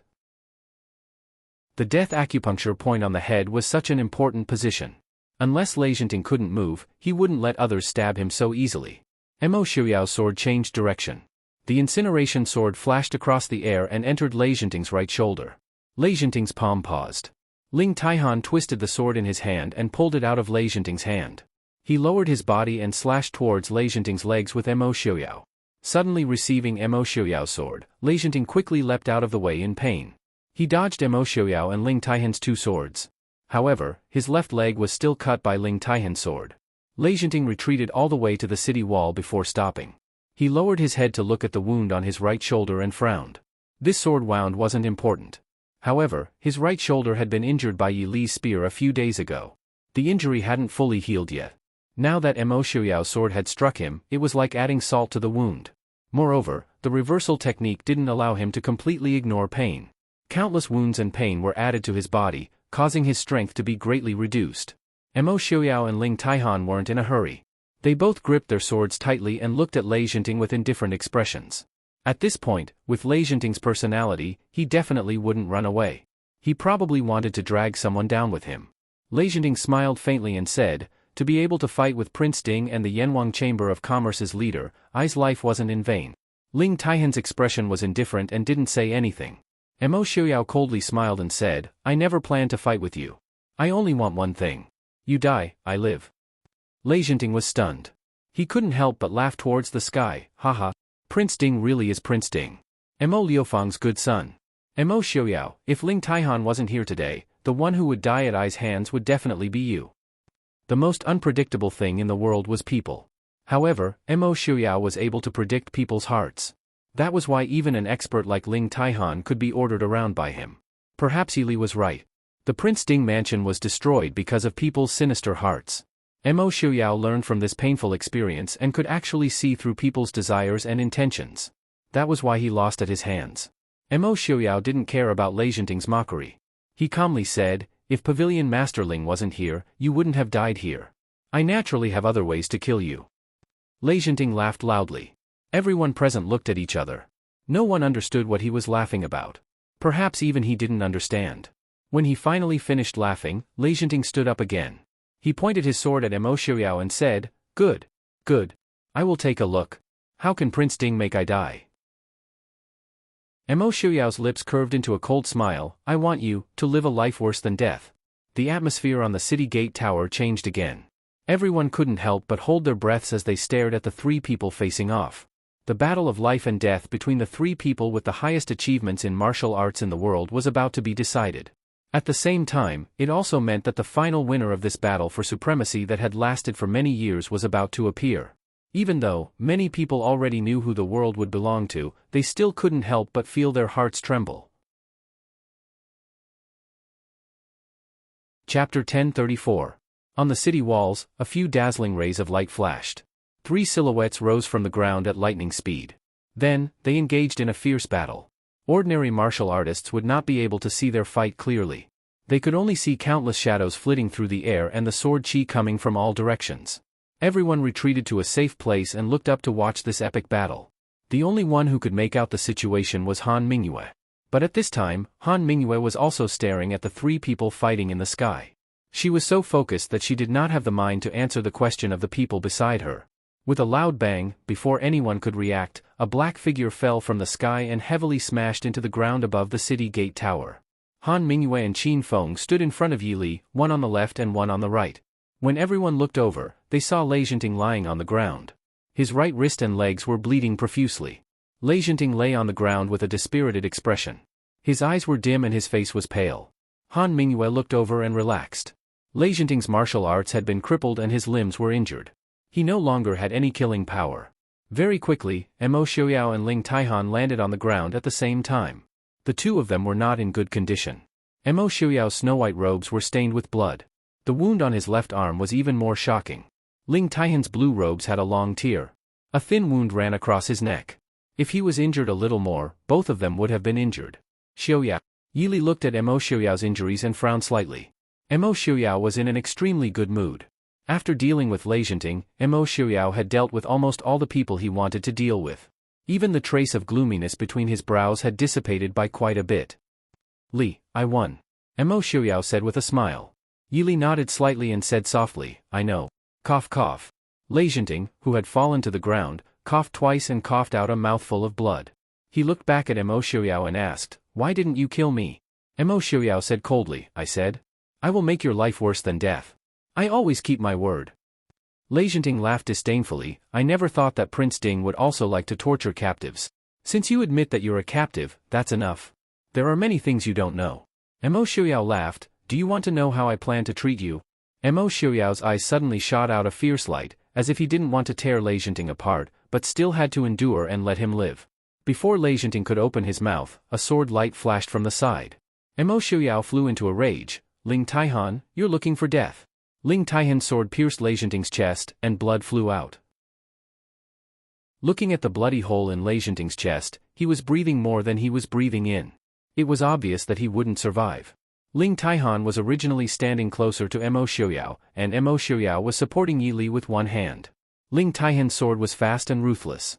How could Xiao block it in time? After Enchanting was stabbed by Ling Taihan, not only did he not feel any pain, he even looked at Xiao with a mocking smile. It was as if he was saying, "Didn't you want me to live a life worse than death? I's going to die now." Haha. Ling Taihan, 13th brother, many thanks. Enchanting smiled faintly. His dim gaze swept past Xiao and Yi Li, and a trace of regret and worry flashed across his eyes. However, he was unable to say anything. Slowly, the last trace of light in his eyes faded away. "Xiao." Yi Li grabbed Xiao's hand that was about to slap Ling Taihan. She said softly, "I'm a bit tired. Let's go back and rest." Xiao's gaze warmed. He lowered his head to look at Yi Li's beautiful face and the traces of blood that had not been wiped away. His eyes became even more apologetic. "All right, let's go back and rest. General Ling, Feng-san, I'll leave this place to you." Feng Jiao nodded with a bitter expression. He also hadn't rested for a day and a night, okay? Yi Li turned back to say to Ling Taihan, "Tower Master Ling can rest in the city before you leave. Mr. Chen has a lot of medicine." Ling Taihan cupped his hands and said, "Many thanks, Princess." Seeing Xiao and Yi Li leave hand in hand, Feng Jiao turned back to look at Lei Zhenting's corpse on the ground. He frowned and said, "How should we deal with this?" Even though they were enemies, Lei Zhenting was an ambitious and ruthless person. Feng Jiao didn't want to humiliate him too much. As the saying goes, a dead person's debts disappear. No matter how much hatred there was, what was a dead person? However, if Lei Zhenting fell into Mo Xiuyao's hands, he would probably die without a complete corpse. Ling Huai raised his eyebrows. He had the same thoughts as Feng Jiao. Ling Huai was a military general of orthodox birth. He always had some respect for famous generals. Unless it was necessary, he normally wouldn't humiliate the enemy's corpse outside of the battlefield. That was the behavior of the weak. Ling Taihan glanced at Lei Zhenting on the ground and said, "Is it possible for me to bring him back to Xiling?" "Of course." Ling Huai and Feng San looked at each other. Feng Jiao said, "But, he must be cremated at the Prince Ding mansion. Pavilion Master Ling can only bring his ashes back." It wasn't that Feng Jiao was too cautious. After the incident of Mo Xiuyao coming back from the dead, Feng Jiao really didn't want to take the slightest risk. Ling Taihan didn't mind. He was already very loyal to his friends by collecting Lei Zhenting's corpse. He nodded and said, "It doesn't matter. I can wait a few days." Feng Jiao said, "There's no need to wait a few days. It will be done soon." He didn't want Ling Taihan to wait here for a few days. It seemed that the prince's anger towards Lei Zhenting had not subsided. Maybe he would come to find trouble with Ling Taihan after he recovered. If that was all, it would be fine. Ling Taihan was now seriously injured. There was no need for the prince to come out. The Prince Ding mansion had plenty of ways to kill him. But it seemed that the consort didn't want Ling Taihan to die. If the consort was angry with the prince, it wouldn't be good for them as subordinates. Ling Huai naturally didn't think as much as Feng Jiao. He looked at Feng Jiao strangely. He thought that there was nothing wrong and nodded in agreement. Ling Taihan nodded and said, "Thank you very much. Pavilion Master Ling, you're welcome." "Speaking of which, we should thank Pavilion Master Ling," Feng Jiao said sincerely. No matter the reason, it was a fact that Ling Taihan had saved their lives, including the consorts. If Ling Taihan hadn't come in time, it would have been hard to say what would have happened today. Yi Li and Mo Xiuyao returned to the general's fu. After freshening up, Mo Xiuyao came out and saw Yi Li sitting at the table staring at the food in front of her. Even though they had just gone through a great battle that had almost wiped out the entire army, the servants of the general's fu still did their best to prepare a delicious breakfast. Not long after the two had returned, it was ready for the two to eat after they had freshened up. After freshening up, Yi Li had changed out of her bloodied clothing and washed away the tiredness and blood on her face. She appeared even more beautiful and moving. Seeing her in a daze as she stared at the food in front of her, Mo Xiuyao frowned in displeasure. He instinctively felt displeased. Lightly walking forward, he hugged her from behind. Mo Xiuyao asked softly, "Li, what are you thinking about?" Chapter 1035. Yi Li came back to her senses and shook her head. "It's nothing? I've been so tense these days. I don't know what to do now that I've relaxed." Mo Xiuyao rubbed her hair apologetically and said softly, "It's all my fault, Ali. There won't be anything that can upset you in the future. I'll do whatever you want to do in the future, okay?" That's right. From now on, there was nothing that could annoy him. There was no one in this world that could threaten his Lily. The northern tribes had been defeated. They would not be able to recover for the next 30 to 50 years. Lei Zhenting was dead. Most of the elite soldiers of West Hill were left at Feihong Pass. In the south, they still had to face the 300,000 soldiers led by Murongshen and Marquis Nan from the Dechu state. There was also the enmity between the Jinan Palace and the Emperor of Xiling. With Lei Tingfeng's ability, it was good enough that he could protect himself. As for the Dechu state in the south, Mo Jingli had been exiled. A child who had not yet reached adulthood had ascended the throne. The power was only in the hands of the ministers and the Empress Dowager. They would not be able to cause any trouble. In the future? Who in the world would dare to touch his Miss Li? Yi Li looked at him in surprise. Mo Xiuyao blinked and smiled. "Miss Li, why are you looking at me like that?" Yi Li asked, "Are you planning to withdraw the troops? We've finished fighting. What else can we do but withdraw?" Mo Xiuyao smiled. Yi Li was silent. She did not expect Mo Xiuyao to withdraw so soon. These days, Mo Xiuyao's plans and strategies gave her a bad feeling. It was not that there was anything wrong with being ambitious. Mo Xiuyao had the ability and the qualifications to conquer the world. He even had the world under his control. But perhaps it was because these days, each battle was crueler than the last, that she developed an uncontrollable hatred for war. He had seen too many dead people in the past few years. Pulling Yi Li into his embrace, Mo Xiuyao's handsome face carried a gentle smile. He gently patted Yi Li's back and said softly, Li Li, are you tired? Why don't you rest for a while? Yi Li nodded unconsciously. She leaned against Emo Xiaoyao and slowly closed her eyes. She was indeed a little tired. When Yi Li was fast asleep, Emo Xiaoyao gently carried her to the bed. Emo Xiaoyao leaned over to look at Yi Rant's beautiful face that was frowning slightly in her sleep. He tenderly raised his hand and gently traced her face. He whispered with a smile, Silly Li, how could I not know what you are thinking? What's more, if I were to finish playing, wouldn't Emo Xiaobao become a prodigal? He gently covered Yi Li with a blanket. Emo Xiaoyao turned around and left the room. There were a few lines of himself written on the top of the rice paper placed outside the room. It was obvious that the owner of the writing had forgotten to keep it in a hurry. When the soldiers left the Huai border, the roads were clear. Crows flew in the cold sky. Pitiful white bones piled up in a lonely grave, all for the general's military achievements.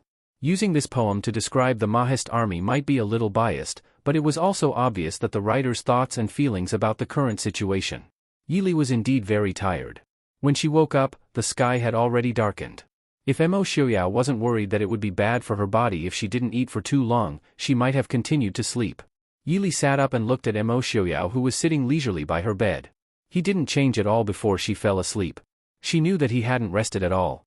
In fact, Yi Li and the guards of Feihong Pass were not the only ones who were tired. Emo Xiaoyao heard that Yi Li was still in Feihong Pass halfway, so he rushed back with his men. Then, there was a big battle with Enchanting. It was impossible to say that he wasn't tired. Why didn't you rest? Yi Li frowned and asked softly. Emo Xiaoyao shook his head with a smile and said softly, looking at Yi Li, I'm not tired. Yi Li has slept for a long time. It's time to get up and have some dinner. Yi Li looked at the man with a gentle smile in front of her speechlessly. It was as if the gloominess and ruthlessness when facing Enchanting and Ling Taihan had never existed.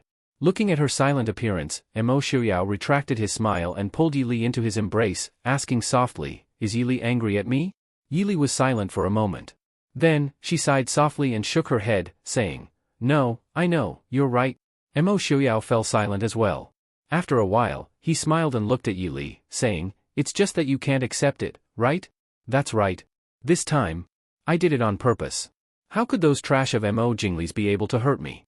Actually, I already had this plan when Yi Li handed me the list of infinite boundless mountain spies. I understand Mo Jingli. I know what he will do when forced into a corner. Li, you see. Now, everything is developing as I imagined. It's just that. I didn't think that Yi Li actually didn't listen to me and leave Feihong Pass. If it weren't for Ling Taihan, even if he had arrived. Fortunately, I was right to leave Ling Taihan alive back then. Mo Xiaoyao's hands around Yi Li's waist trembled slightly. However, he lowered his head and looked at Yi Li with a faint smile in his eyes and in his low voice. Such a stubborn smile made Yi Li feel even more bitter in her heart. She couldn't blame this man. Yi Li gently leaned into Mo Xiaoyao's embrace and thought silently. No matter how many things he did, no matter how many ideas he had that she couldn't agree with or accept, she would never be able to blame him. This wasn't his fault. He wanted revenge. He wanted to protect his family and loved ones. He wanted the Prince Ding mansion to continue existing in this world. He wanted to get the most returns with the least effort. No matter how one looked at it, he wasn't wrong. Mo Xiaoyao gently hugged Yi Li and kissed her hair. He chuckled softly and said, I really want to hide Yi Li in the safest and most beautiful palace in the world, where no one can see and no one can ever hurt Yi Li. But I can't do that. I know Yi Li doesn't like that. So, I want Yi Li to stand with me and face everything together, even if Yi Li doesn't like it. Yi Li, don't hate me, okay? Even if I know you hate these things, I'd rather tear them apart in front of you and show them to you. Because this was Mo Xiaoyao? Mo Xiaoyao wasn't a noble young master, nor was he an otherworldly immortal. Mo Xiaoyao was an Azura from hell who climbed out of a mountain of corpses and a sea of blood. Although Li was never a delicate flower raised in a greenhouse, Yi Li's heart was always kind and soft. How could she like this kind of bloody and cruel calculation and bloody battlefield? But, what to do? Mo Xiaoyao only wants you to be with him. Xiaoyao. Yi Li sighed softly. She raised her head and looked into his gentle but stubborn eyes. She raised her hand and touched his snow-white hair. She whispered, It's not your fault, why would I blame you? I'm just, a little sad. I really want to convince myself that their sacrifice was worth it. Even if all 200,000 soldiers in Feihong Pass died, it would at least shorten the time of war by several years. During this period, the number of soldiers and civilians sacrificed would be more than 200,000. What's more, what does my sadness count as? I don't even know the names of most of the people, so how can I be sad for them? With so many people, even if I'm sad to death, I can only give them feelings for less than half a quarter of an hour. What does my sadness count as to them? It's just that, each of them has a family, relatives, and children. Their pain will last for a lifetime. So, Xiaoyao, I'm fine. I'm really just a little sad. Soon, I'll be fine. Chapter 1036. Mo Xiaoyao lowered his head and gently patted Yi Li's back, comforting her silently. Yi Li, who saw everything so clearly, gave people a sense of vulnerability that they had never felt before. Mo Xiaoyao held her in his arms, with stubborn persistence and regret on his thin lips. I'm sorry, Li, Mo Xiaoyao said in a low voice. He was sorry for her, but he would not admit his mistake. Like Yi Li, as the highest commander of the Mahist army, he did not make any wrong decisions. Even if the Mahist army could not rescue them in time, and all the soldiers in Feihong Pass were killed in battle, and even if the West Hill soldiers broke into Feihong Pass and wreaked havoc, no one could say that Prince Ding's decision was wrong. He led the Mahist army, which was several times smaller than the enemy's, to face the siege of 3 countries. This time, he finished the battle in one fell swoop, greatly shortening the time of the war. As a superior, he was right. The only person he was sorry for was his wife, his lover. He let her bear so many pain and choices that she should not have to bear, and let her personally ruin the Qilin that she had trained and built by herself. From the beginning to the end, he, Mo Xiaoyao, had only let down Yi Li, his most beloved wife, who he had once decided to protect forever and make him happy and carefree. It's okay. Yi Li said softly, but her heart was full of tenderness. No matter what he did, she would forgive him. Yi Li smiled faintly in her heart. It turned out that long ago, she had already loved him so much. Li, it will never happen again. Okay, I know. The faint pain in her heart might never disappear, but it would gradually fade away. There was never anything perfect in life, but now, it was already very good.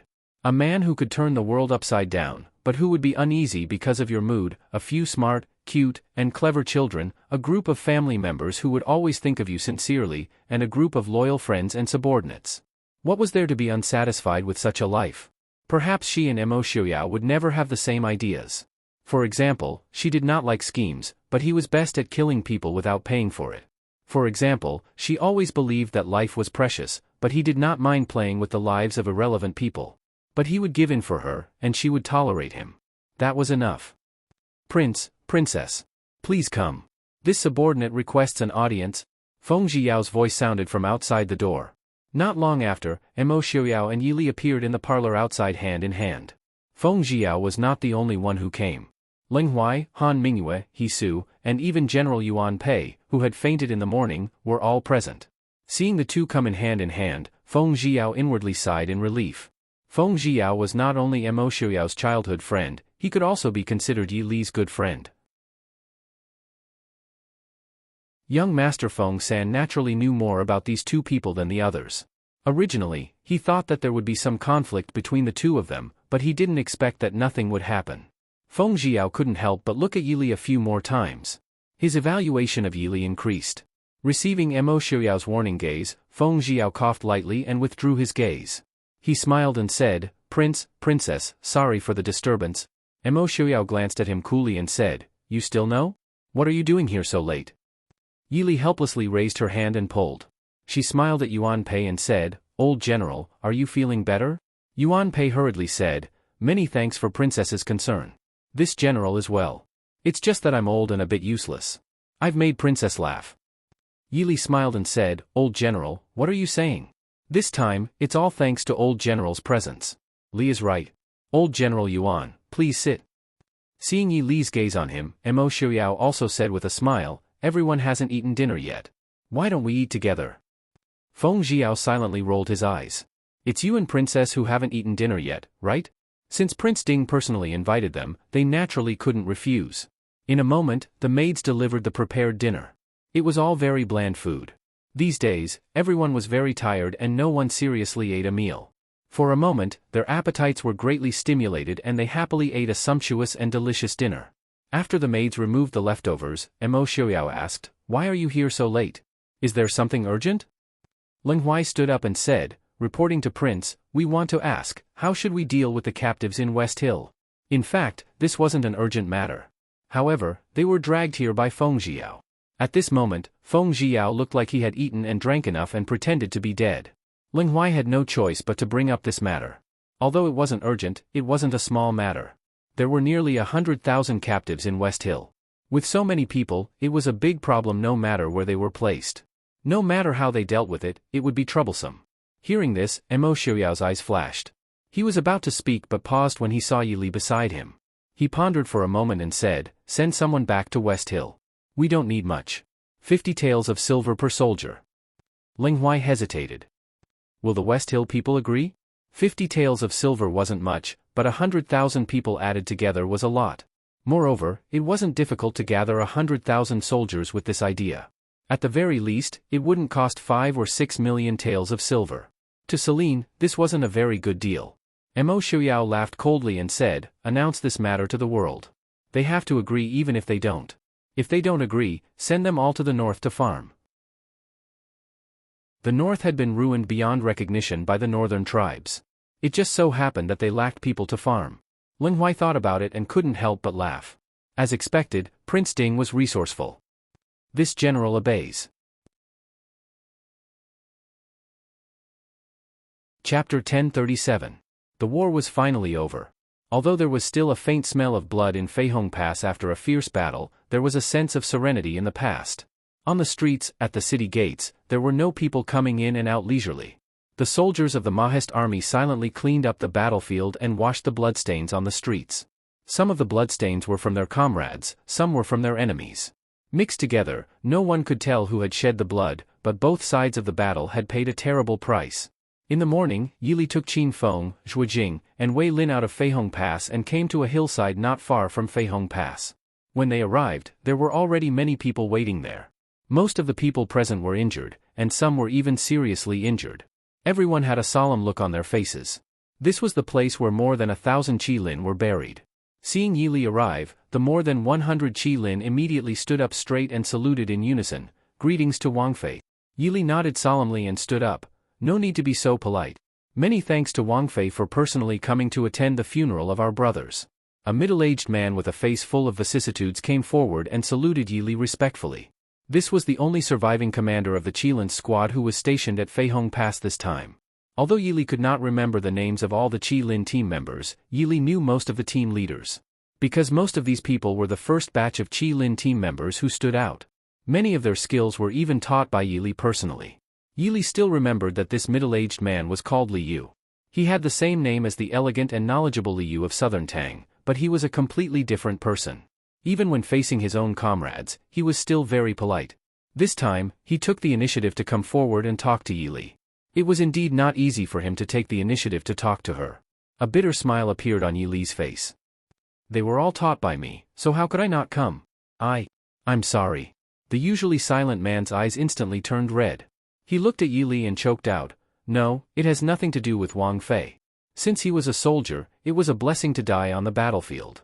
It's just that Yili looked around. Compared to the neat and extraordinary Qilin of the past, the more than 100 wounded soldiers now looked somewhat dispirited and sorrowful. Over 100 men who had never retreated in the face of thousands of soldiers and horses were now looking at the neat rows of tombs in front of them with red eyes. Lying inside were all their comrades who had gone through fire and water with them. Perhaps 2 days ago, they had gathered together to chat and laugh about their families, wives, children, and future. But now, they were separated by life and death. Yili sighed softly and walked to the front of the tomb, where there was a small open space. She respectfully bowed 3 times to the tombs and said in a deep voice, "Chancellor." Behind her, Qin Feng and Wei Lin took the wine jars and walked to the tombs in front of them. They sprinkled some wine in front of each grave. The Qilin soldiers at the side saw this and followed the 2 of them to sprinkle wine along each grave. The low whimpering sound of a zither came from the empty space in front of them.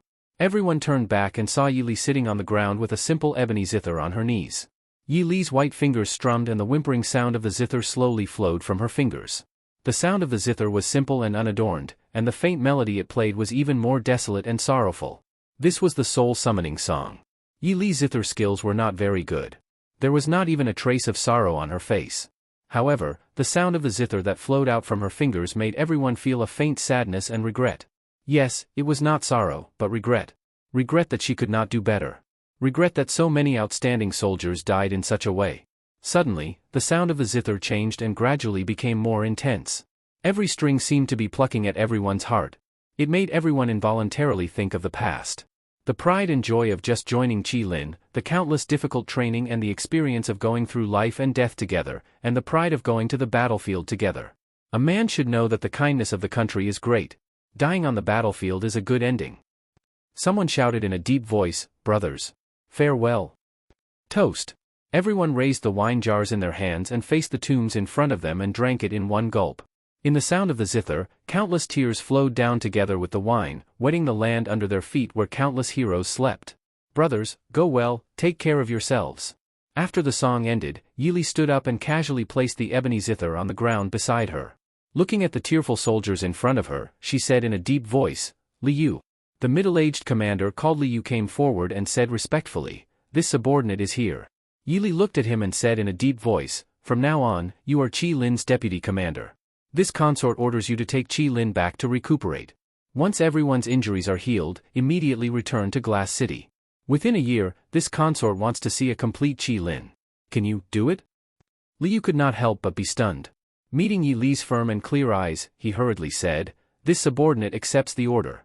This subordinate promises that within a year, I will give the consort a complete Qilin." Yi Li's order really gave Liu a shock. The importance and rank of Qilin's deputy commander was extremely extraordinary. Even the third son of the Su family, who had joined Qilin for several years, was absolutely top-notch in terms of ability and ferocity on the battlefield. Moreover, he was Princess Ding's cousin. Even so, Su Qingfeng was just one of the 12 commanders of Qilin. At this time, the consort promoted him to deputy commander. As if reading Liu's mind, Yi Li said lightly, "Those who left are your brothers. This consort hopes that you can personally fill their positions again." "This subordinate accepts the order," Liu said loudly. This time, his tone was more excited. Yi Li nodded and said, "Everyone's injuries are not healed yet. Go back and rest early." "Yes, this subordinate will leave." Liu nodded in response. He turned around and led more than 100 Qilin soldiers back to Feihong Pass. "Consort, we should also go back," Zhuo Jing said softly. Yi Li shook her head and said, "I want to stay a little longer." Yi Li sat down on the ground again, placed the ebony zither on her lap and played casually. There was no fixed tune, only intermittent playing. In this bleak white graveyard, it made people feel even more sad. On a high ground not far from Qilin's graveyard, Mo Xiaoyao and Han Mingyue stood side by side. Looking sideways, they happened to see the calm face of the woman in plain clothes sitting on the white graveyard. Han Mingyue looked at Mo Xiaoyao, whose hair was as white as snow, and said, "Since you are worried, why don't you go and take a look?" Mo Xiaoyao glanced at him and said lightly, "I know what to do." Chapter 1038. Han Mingyue smiled faintly and did not speak. Now he could not help but envy Mo Xiaoyao for his good taste. Logically speaking, Mo Xiaoyao could not be blamed for this matter. But emotionally speaking, no matter who it was, they could not help but want to give him a slap in the face. But Yi Li had not said a single word of blame to Mo Xiaoyao. No matter whether she truly understood or tolerated Mo Xiaoyao, this was Mo Xiaoyao's great fortune. Similarly, it was probably because of this Yi Li that Mo Xiaoyao did not become more extreme. In these years, although she did not have much interaction with Mo Xiaoyao, Han Mingyue still paid attention to Mo Xiaoyao from time to time. After all, other than her only brother, Mo Xiaoyao could be considered the person Han Mingyue valued the most. In these years, Han Mingyue could vaguely sense that Mo Xiaoyao had lost control several times. But it seemed that every time Mo Xiaoyao was on the verge of losing control, he would steadily stabilize himself. Obviously, all of this had a lot to do with Yi Li. Just like last night, when Lin Huai mentioned the matter of the West Hill soldiers being held captive, Han Mingyue could clearly sense that Mo Xiaoyao had the intention to kill. But it only took a moment for him to perfectly control it. Then he methodically instructed Lin Huai on how to deal with these captives. It was as if Prince Ding was really so compassionate and magnanimous. Heaven knew that Mo Xiaoyao was never someone who would treat his enemies kindly. And at that time, the only person present who could affect Mo Xiaoyao's emotions was Yi Li. So at that moment, Han Mingyue somewhat understood why Feng Zhiyao was so nervous about the relationship between Mo Xiaoyao and Yi Li. If Mo Xiaoyao was a peerless sword, then Yi Li was the scabbard. If Mo Xiaoyao was a peerless horse, then Yi Li was the bridle that could restrain the horse. Neither of the two could be missing. Han Mingyue lowered her head and laughed. "Xiaoyao, you are already past the age of being willful. Other people's tolerance is not for you to squander as you wish. At least, you should go to the Qi Lin soldiers' graves and toast a cup of wine. These people are all trained by Princess Ding herself. They are completely different from what you and I know. I always feel that Princess Consort's feelings towards these Qi Lin soldiers are not the same. This time, for your plan, you sacrificed half of the Qi Lin soldiers. If someone destroyed half of your Prince Ding mansion, would you be happy? Mo Shuyao was silent for a long time. Suddenly, he said in a low voice, I hate Qi Lin. Han Mingyue paused. After thinking for a moment, she couldn't help but laugh. Do you hate Qi Lin? Or do you hate that Princess Consort treats other people or things differently? Princess Consort is different from other women. You should have known that a long time ago. Go, don't say that you hate Qi Lin. They are the most outstanding and admirable soldiers. Don't tell me that you don't feel regret. As Prince Ding, Mo Shuyao could be said to be one of a kind. He was destined to like all the elite soldiers. How could he not like Qi Lin, the elite of the elite soldiers? To be honest, Mo Shuyao still underestimated Qi Lin's fighting strength. He didn't even think that Yi Li would send Qi Lin to guard Fei Hong Pass. After all, compared to hundreds of thousands of soldiers, a troop of 1,000 people, no matter how elite, was still too small. Initially, Mo Shuyao was already prepared for the annihilation of the entire Fei Hong Pass. However, he did not expect that it was this group of people that he did not expect to save the entire Fei Hong Pass. After a long silence, Mo Shuyao walked in the direction of Yi Li Shuyao. Behind him, Han Mingyue suddenly called out. Mo Shuyao turned around. He looked at him and raised an eyebrow in confusion. Han Mingyue said, we're still brothers, right? Mo Shuyao nodded slightly. With a tap of his foot, he rushed in the direction of Yi Li, looking at a certain person's figure hurriedly leaving. Han Mingyue couldn't help but chuckle. Who would have thought that Mo Shuyao, who was in the dreams of countless maidens back then, who was unrestrained and unrestrained, would be so anxious now? Thinking about himself, young Master Mingyu raised his eyes and looked into the distance. His elegant lips hooked up in a calm and relaxed smile. Mo Shuyao landed not far behind Yi Li like a light swan. He didn't make any noise. Qin Feng and the others looked at Mo Shuyao and silently retreated. Mo Shuyao looked at Yi Li sitting on the ground. He quietly walked over and sat on the ground like Yi Li Shuyao. Yi Li stopped playing the zither and asked in confusion, didn't you say that Feng San and the others had something to discuss with you? Why are you here? Mo Shuyao smiled faintly and said, the war is over. No matter how big the matter is, it can be put aside for a while, right? Yi Li smiled and nodded. Now, except for Murong-shen and Marquis Nan, who were still leading the Dechu State's army in the south to fight against the West Hill, the Mahist army was already quiet. Lowering her head and thinking, Yi Li said, how to settle the families of the dead and seriously injured soldiers. Mo Shuyao held her slightly cold hand and held it in his palm. He said, you can leave these matters to young Master Qingchen. Don't worry, Li. I promise that every dead soldier's funeral will be arranged properly. The same goes for Qi Lin. Yi Li smiled and nodded. She was not worried about Qi Lin. Qi Lin had a very perfect system, including compensation for casualties and serious injuries. Moreover, Qi Lin did not have many people, so it was fine as long as they followed the rules.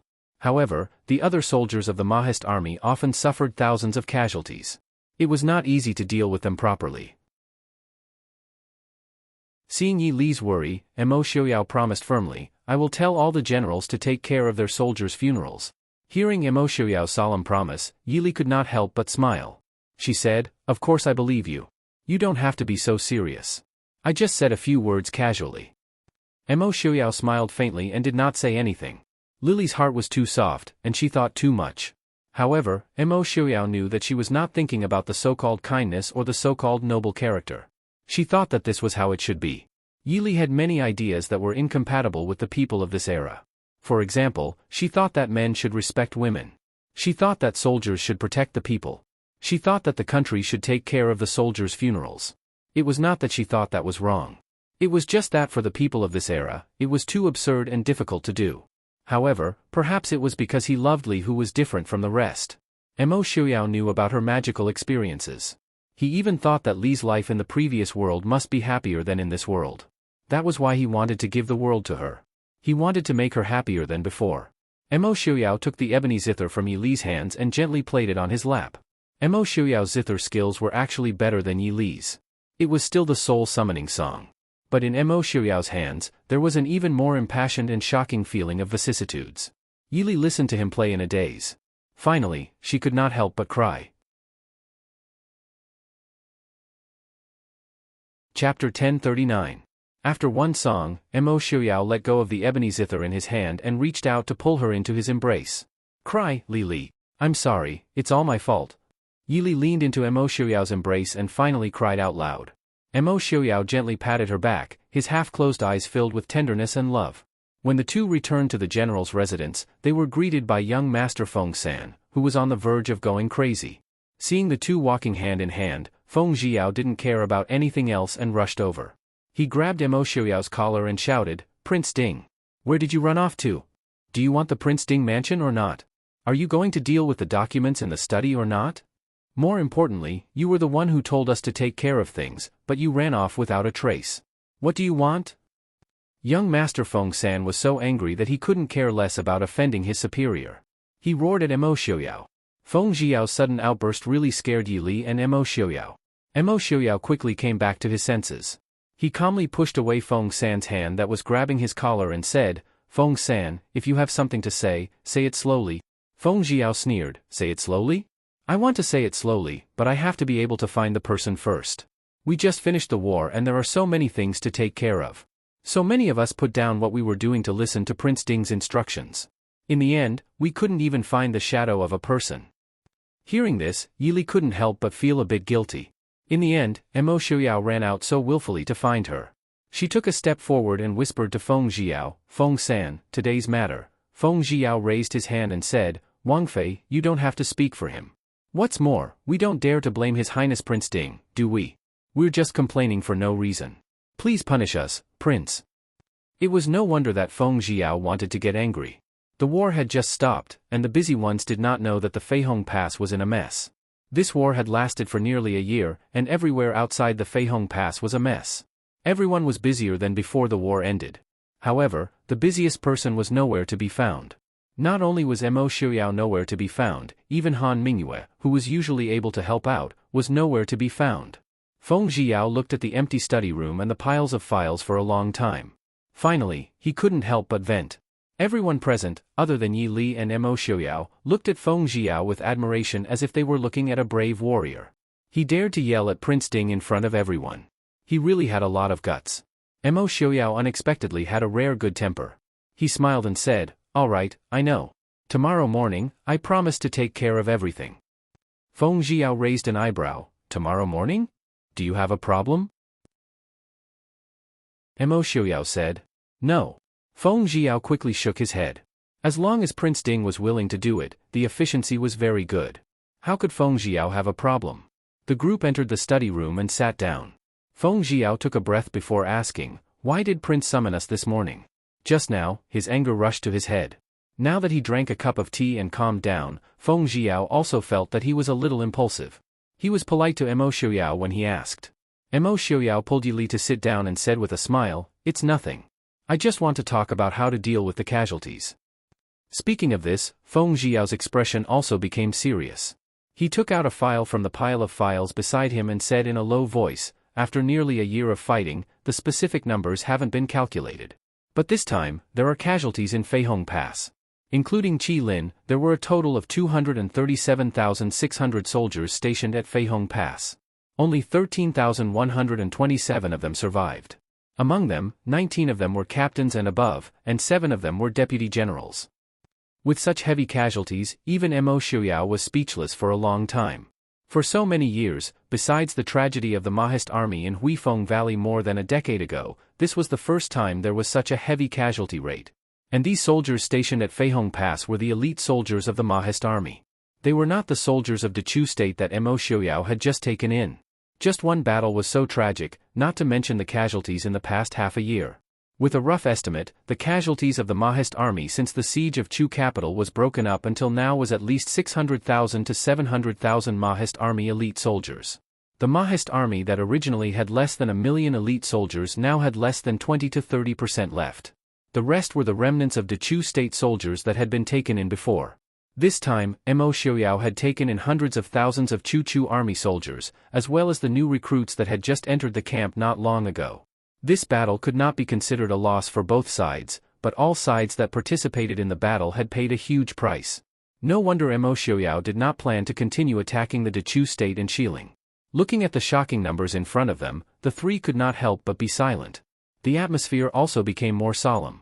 Mo Xiuyao thought for a while and said, "Feng-san, have people pass down I's orders. All the soldiers that died in battle must be given out without exception. And the wounded soldiers must be properly settled. If there are any problems, have them come directly to I." Feng Xiuyao hesitated for a moment, but still nodded. To settle so many dead soldiers and wounded soldiers was undoubtedly a huge project for the Prince Ding mansion. But this was what they should do, and the only thing they could do. Let the dead rest in peace. Yili said, "All the silver from the exchange of prisoners from Xiling can be used on this. If it is not enough, you can ask Han Mingxi for more. Just let me know when you come back." Feng Xiuyao hurriedly thanked Li. Mo Xiuyao thought for a while, then raised his eyebrows and said, "Li, do not worry. We will have other sources of income very soon." "Other sources of income?" Yili raised her eyebrows. Mo Xiuyao smiled coldly and said, "Of course. There is also the reparations from the northern tribes, Xiling, and Dechu state." A battle was not so easy to win. If they won, they might not be able to rest easy. But if they lost, they would be in big trouble. Since ancient times, the loser either had to pay tribute or cede territory to pay reparations. This was a common practice. Mo Xiuyao had no interest in paying tribute. Since it was not sincere, there was no need to put on an act. But reparations were necessary. Hearing this, Feng Xiuyao could not help but clap his hands and laugh. "Prince is right. I forgot about this matter." Chapter 1040. An city, the Emperor of Xiling City. Ever since the imperial city in the north of Xiling was forced to be given to Mo Xiuyao, the Emperor of Xiling had moved his capital to An City. Fortunately, the Murong family had been running An City for hundreds of years. Although it was not as majestic as the Emperor of Xiling City, it was still one of the most prosperous cities in Xiling. After 2 years of major renovation by the Emperor of Xiling, it barely lived up to the name of the imperial city. Speaking of which, it was no wonder that all the powers in the world did not like Mo Xiuyao. Not to mention the northern tribes. In the royal house of the northern tribes, other than the king of the northern tribes who lived in a small stone city, the other nobles still lived in tents. The two powerful countries, Xiling and Dechu state, had lost their imperial cities one after another. Dechu state had to settle in Nanjing, while Xiling had moved to An City. Prince Ding, who held 2 imperial cities at the same time, did not care about whether he was going to ascend to the throne or not. It was no wonder that others were envious of him. In the Jinan Palace of An City, Lei Tingfeng sat on the seat of honor, looking at the empty hall below in a daze. He had once wanted to ascend to this position. He had been proud of Jinan Palace since he was young. In his heart, the position of Jinan of Gojoseon was much more noble than the hypocritical position of the emperor. After all, his father was much more powerful than the emperor, who only knew how to eat, drink, and play in the palace. Therefore, his dream was to gain his father's approval and become the ruler of Jinan Palace. But when he really sat on this position, he only felt desolation and coldness. "Prince, what should we do next?" In the hall, there were 3 generals and a few men who looked like civil servants. One of them asked worriedly. In fact, these people's worries could not compare to Lei Tingfeng's. They had rushed all the way back to West Hill, so the news from Feihong Pass had not reached them in time. However, Lei Tingfeng knew in his heart that his father was already gone. Lei Tingfeng's heart trembled and he felt a chill run down his spine after losing Genom of Gojoseon's Jinan Palace. After a long time, Lei Tingfeng opened his eyes and calmly looked at everyone present. Lei Tingfeng raised his hand and a golden token appeared in his hand. On the token was a golden 4-clawed golden dragon with the word South Town engraved in the middle. Other than the 3 generals, everyone else turned pale with fright. This was the most important token in Jinan Palace. It represented the status and authority of Genom of Gojoseon. Seeing the token was like seeing Genom of Gojoseon. "Greetings, Prince." As soon as they saw the token, the more knowledgeable people's expressions changed. They knew that things were not good. It was already strange that the crown prince, who had been away on an expedition, suddenly returned. Now, he appeared with the token that represented the authority of Jinan Palace, which the prince would not give to anyone. How could they not feel uneasy? "Everyone, please rise," Lei Tingfeng said in a deep voice. "Father has ordered that from now on, everything in the Jinan Duke's residence will be under my command." Everyone looked at each other in dismay, but they were somewhat hesitant. If it were Genom of Gojoseon, everyone would naturally follow Genom of Gojoseon. After all, compared to the incompetent emperor of Xiling, anyone with a discerning eye could see that Genom of Gojoseon was much stronger. However, if it were the crown prince of Genom of Gojoseon, it would be different. It was not that Lei Tingfeng was not good, but Lei Tingfeng was too young. Compared to Lei Zhenting's reputation, Lei Tingfeng's reputation was much worse. We will only follow the prince's orders. The three generals bowed in unison. Lei Tingfeng finally understood why his father had specially chosen these three generals to follow him back. Naturally, there were more powerful and outstanding generals in the army. However, those people were all veterans who had followed his father for many years. Their military achievements were outstanding, and he could not suppress them. Those who had power behind them were afraid that they would be disloyal. However, these three people were all promoted from ordinary soldiers by his father. Moreover, they had followed Lei Tingfeng in the past and had a good personal relationship with him. Naturally, there was no need to worry about them being disloyal in the short term. Official Wu, what do you say? Lei Tingfeng nodded and swept his gaze over the person who was still hesitating. Official Wu looked at Lei Tingfeng and respectfully said, I wonder, what plans does the crown prince have? Lei Tingfeng's eyes darkened. He stared at the people in front of him and suddenly, a faint smile appeared on his lips. I plan to try out the chair in Yangon Palace. What do you think? Official Wu's expression changed slightly. He smiled and said, Crown Prince, isn't this a little too hasty? Lei Tingfeng was about to speak when a guard outside the door reporting to the Crown Prince, the Emperor has summoned you. Lei Tingfeng snorted and said, I know. You can leave first. Lei Tingfeng stood up and walked down from his seat. The people below hurriedly advised, Crown Prince, the Emperor rashly summoned you at this time. I'm afraid he doesn't have good intentions. Crown Prince, please be careful. Lei Tingfeng smiled faintly and said, I suddenly returned to the capital. It would be strange if he didn't summon me. Besides, some things should be done sooner rather than later. Casually walking in front of Official Wu, Lei Tingfeng said with a smile, Official Wu, don't you think so? Official Wu's face immediately turned pale and cold sweat quietly flowed down his forehead. See. Crown Prince. Lei Tingfeng snorted and a cold light flashed. Everyone only heard the sound of a sword being sheathed. Lei Tingfeng had already walked out of the hall. Everyone lowered their heads and saw Official Wu lying on the ground with his eyes wide open. A trace of blood slowly blossomed on his neck. This subject swears to be loyal to the Crown Prince. Lei Tingfeng turned his head and said faintly, Everyone, there is no need to be nervous. Everyone is Imperial Father's trusted aide. As for Official Wu, Imperial Father has already said that he is not one of Imperial Father's people. The things are all here. Everyone can take a look. Lei Tingfeng took out a booklet and placed it on the table. He didn't look at everyone's reaction and walked out. Lei Tingfeng walked quickly in the Imperial Palace. Although it was called an Imperial Palace, it was more accurate to say that it was a converted mansion. After all, an Imperial Palace couldn't be built in a short period of time. Crown Prince Genom of Gojoseon, Prince Rui, Lei Tingfeng requests an audience with the Emperor, Lei Zhenting said in a clear voice as he walked to the entrance of a gorgeous Imperial Palace. The music in the Imperial Palace quickly stopped. After a while, an attendant came out and cautiously said, Prince Rui, the Emperor summons you in. Lei Tingfeng nodded and was about to walk in when he was blocked by the eunuch. The eunuch smiled and pointed at the Imperial bodyguards and several people who looked like generals behind him. He said, Prince, isn't this a bit inappropriate? Lei Tingfeng raised his eyebrows and said, I brought the three generals back to the capital to report on their work. What's wrong with that? The eunuch had a bitter face and was in a dilemma. He naturally knew that bringing the generals back to the capital to report on their work would require an audience with the Emperor.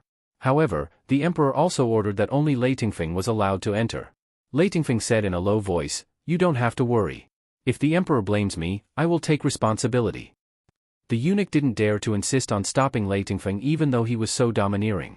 After all, the people of Jinan Palace had always been rude in the Imperial Palace. Not to mention the servants, even the Emperor had long been used to it. Chapter 1041. When Lei Tingfeng walked into the main hall, he was greeted by the dizzying smell of alcohol and the fragrance of cosmetics. Even though outsiders might not know the inside story, Lei Tingfeng's eyes couldn't help but flash with a trace of coldness when he saw the scene when his father died in battle. Lei Tingfeng greets your majesty. Lei Tingfeng bowed his head in salute. The three generals behind him also saluted. Generals Feng Li, Zhang Yi, and Sheng Guanqin greet your majesty. The Emperor of Xiling looked down with drunken eyes and said with a smile, It's Tingfeng. Come and sit down. Lei Tingfeng stood up and walked to the front of the right and sat down. He said, Tingfeng thanks Imperial Uncle. The Emperor of Xiling was thinner than 2 years ago when he was in the Emperor of Xiling city. Years of alcohol and women had corroded his body, and his smiling eyes were muddy and lifeless. However, at this moment, when this pair of eyes looked at Lei Tingfeng, it was filled with meaning. Tingfeng, aren't you following your father to attack the Mo family army? Why did you come back? Lei Tingfeng said, Imperial uncle, Imperial father received news that Southern Chu has abandoned their alliance with our country and has switched sides to the Prince Ding Mansion. Murong Shen and Marquis Nan of the Prince Ding Mansion are personally leading the 300,000 Southern Chu army across the Yunlan River to invade our Xiling. Imperial father specially ordered Tingfeng to come back and deal with this matter. Oh? The Emperor of Xiling looked at Lei Tingfeng with some surprise. Is there such a thing? Tingfeng's words are absolutely true. If Imperial uncle can't handle it, you can send someone to investigate. I'm afraid that the battle has already started at the Yunlan River. The Emperor of Xiling nodded and said, if so, what is Tingfeng's plan? Lei Tingfeng looked up at the Emperor of Xiling and said, Tingfeng plans to send Shang Guanqing and Feng Li to lead 500,000 soldiers to fight Murong Shen and Marquis Nan. 500,000? The Emperor of Xiling looked at Lei Tingfeng and asked, where do we have so many soldiers? Lei Jinting had taken most of the elite soldiers of Xiling with him when he went to fight the Mahist army. Moreover, there were many soldiers stationed at the Yunlan River.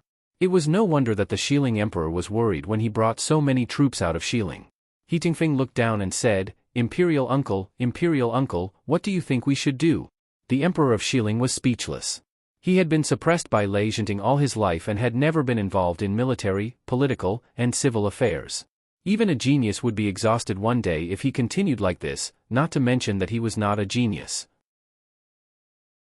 To be able to fight against Lei Tingfeng in the open and in the dark for so many years, it was all because of his honorable identity as the emperor and his innate proficiency in scheming.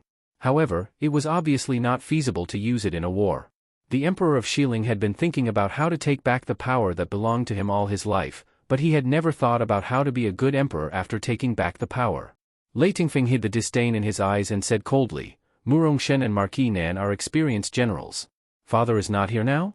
If we don't send an army to stop them, I'm afraid that the Mahist army will come again, right in front of us. The Emperor of Xiling frowned and sighed. He habitually reached out to take the wine glass on the table and waved at Lei Tingfeng impatiently, saying, fine, you go. We'll do as you say. Lei Tingfeng had just breathed a sigh of relief when suddenly a person who looked like a eunuch hurried in from outside and whispered a few words in the Emperor of Xiling's ear. The Emperor of Xiling's expression changed and looked at Lei Tingfeng with probing eyes. He waved his hand to let the eunuch leave. The Emperor of Xiling frowned and thought for a while. He asked, Tingfeng, you haven't told me yet. How is the battle between our army and the Prince Ding Mansion going? Lei Tingfeng said indifferently, Your Majesty is right. I'm going to report to you.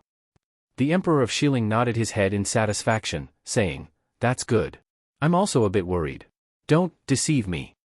Deceiving the Emperor is a capital offense. Lei Tingfeng frowned coldly and said in a deep voice, Tingfeng doesn't dare. Reporting to Your Majesty, I'm afraid that our army won't be able to defeat the Mahist army. We'll definitely lose. What? The Emperor of Xiling was shocked. Although he was useless, he had no enmity with his country. Originally, when he heard the servant report about Lei Jinting's defeat, he was gloating. However, when he heard Lei Tingfeng say that they'll definitely lose, he couldn't help but be shocked.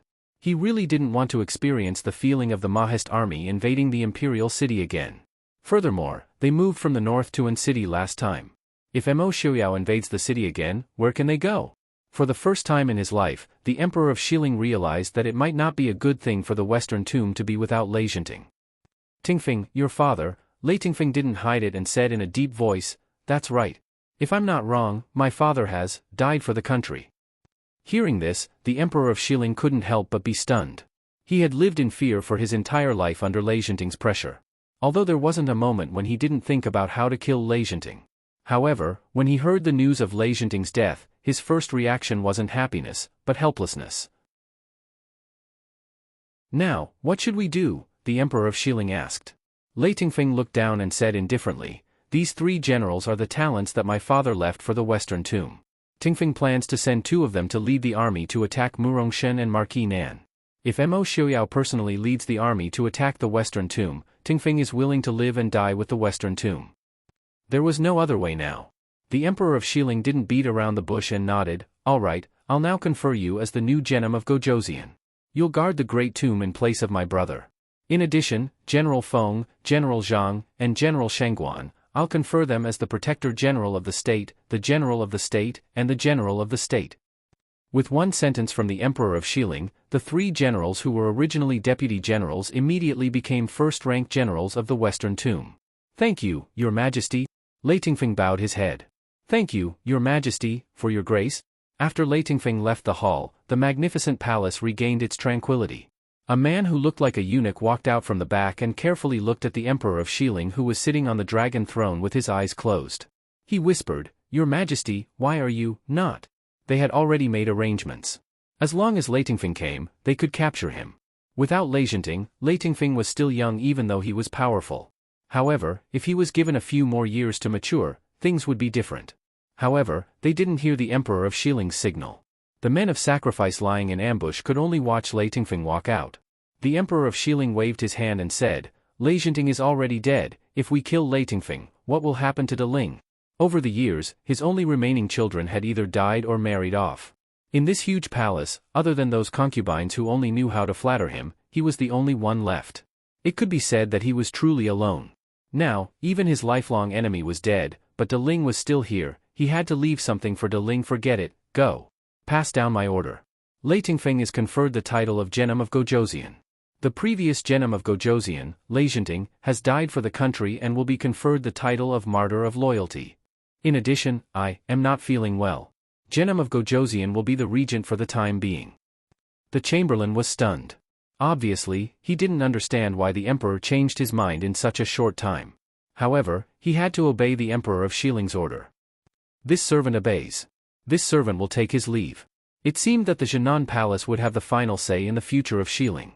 Leitingfeng left the palace. Although he had obtained the full command of the Shilling army as he wished, his face was still gloomy. Just now, he really wanted to kill the Emperor of Shilling. He also knew that the Emperor of Shilling had placed men of sacrifice in the palace. However, he didn't expect that the incompetent Emperor of Shilling would suddenly make such a decision at that time. After a moment of hesitation, he had already lost his killing intent. Leitingfeng couldn't help but smile bitterly. Compared to his father, he was still far behind. Leitingfeng, who is it? Suddenly, a low voice faintly traveled into his ears. Leitingfeng's expression changed and he immediately looked in the direction of the voice. Just a few steps away, a middle-aged man in blue clothes walked over and looked at him with an indifferent expression. Ling Taihan. Leitingfeng gritted his teeth and said. The voice he had just heard clearly came from far away, but Ling Taihan had silently appeared in front of him.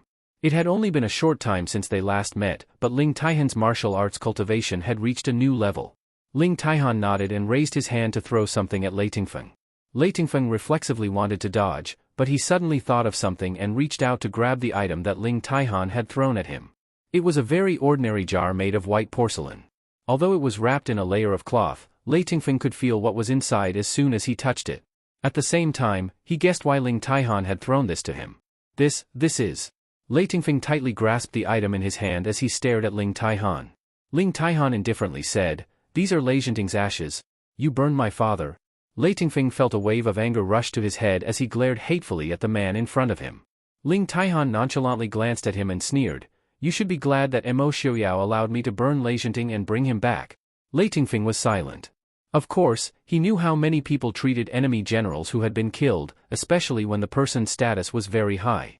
But at least, he had preserved the last bit of dignity as Jinan King of Gojosian. Jinan Palace will remember this. Leitingfeng said seriously. Ling Taihan's lips curled into a mocking smile. He didn't look at Leitingfeng again as he turned and left in a huff. On the street outside Jinan Wang's residence, Leitingfeng held the bone ashes in his hands and was lost in thought. Father, this child will definitely live up to your expectations. Chapter 1042. After the battle at Feihong Pass was settled, Mo Xiaoyao and Yili set off for Glass City. Conquering the world depended on military might, but governing the world did not depend on military might. Even with young Master Qingqian overseeing the city, there were still many matters in Glass City that required Mo Xiaoyao's personal attention. Counting from the time they left Glass City for the northern region last year, it had been a full 10 months since they left Glass City. 10 months seemed long, but pacifying the northern region, expelling the northern tribes, defeating southern Chu and Shilling, all these things had happened in an astonishingly short amount of time. With so many military achievements, no matter who it would be enough to last 3 lifetimes. But Emo Xiaoyao and Yili had only used 10 months.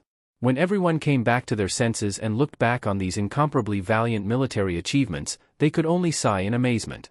10 months seemed short, but it was also very long. It was long enough for 2 children, who had just turned a month old and did not even know how to turn over, to sit in the arms of an adult and look around curiously, learning to speak. When Yili saw the 2 babies in the arms of the 2 Su madams, she finally could not help but cry again. The 2 babies had just turned a month old when they had been placed in the care of the Su family. For almost a year, they had not even seen their parents. How could Yili not feel guilty? Fortunately, although it could be said that they had barely seen their parents, the 2 children were not shy with strangers. With a smile, First Madame Su placed the baby dressed in a small white brocade jacket with white fox fur in Yili's arms. She smiled and teased, "Lin say mother, say mother." The baby opened his large black eyes and looked curiously at Yili. He only felt that the hug was soft and fragrant, with a very comfortable fragrance. It was different from the hug of his aunt and uncle who usually loved to hug him. But he liked it very much. The baby smiled widely at Yili and followed First Madame Su's call, "Mother. Mother, Lin knows how to call people?" Yili exclaimed in surprise. She raised her head to look at the other baby in the arms of Madame Su, who was wearing a pink robe. Second Madame Su smiled and said, "These 2 children are as smart as Xiaobao. Xin call me mother." Little Xin giggled at Yili, her sweet little face full of affection. It was obvious that she wasn't shy with strangers at all. She even reached out her small hands towards Yili and called out, "Nyang nyang, hug hug." Yili only felt her heart soften, as if something was slightly heating up. She carefully pulled little Xin into her arms. Fortunately, the 2 children were almost 1 year old, so they could sit comfortably in Yili's arms. The 2 babies grew up together and had a good relationship. Not only did they not fight to be hugged, they even held each other's hands in Yili's arms and babbled to each other in words that no one else could understand.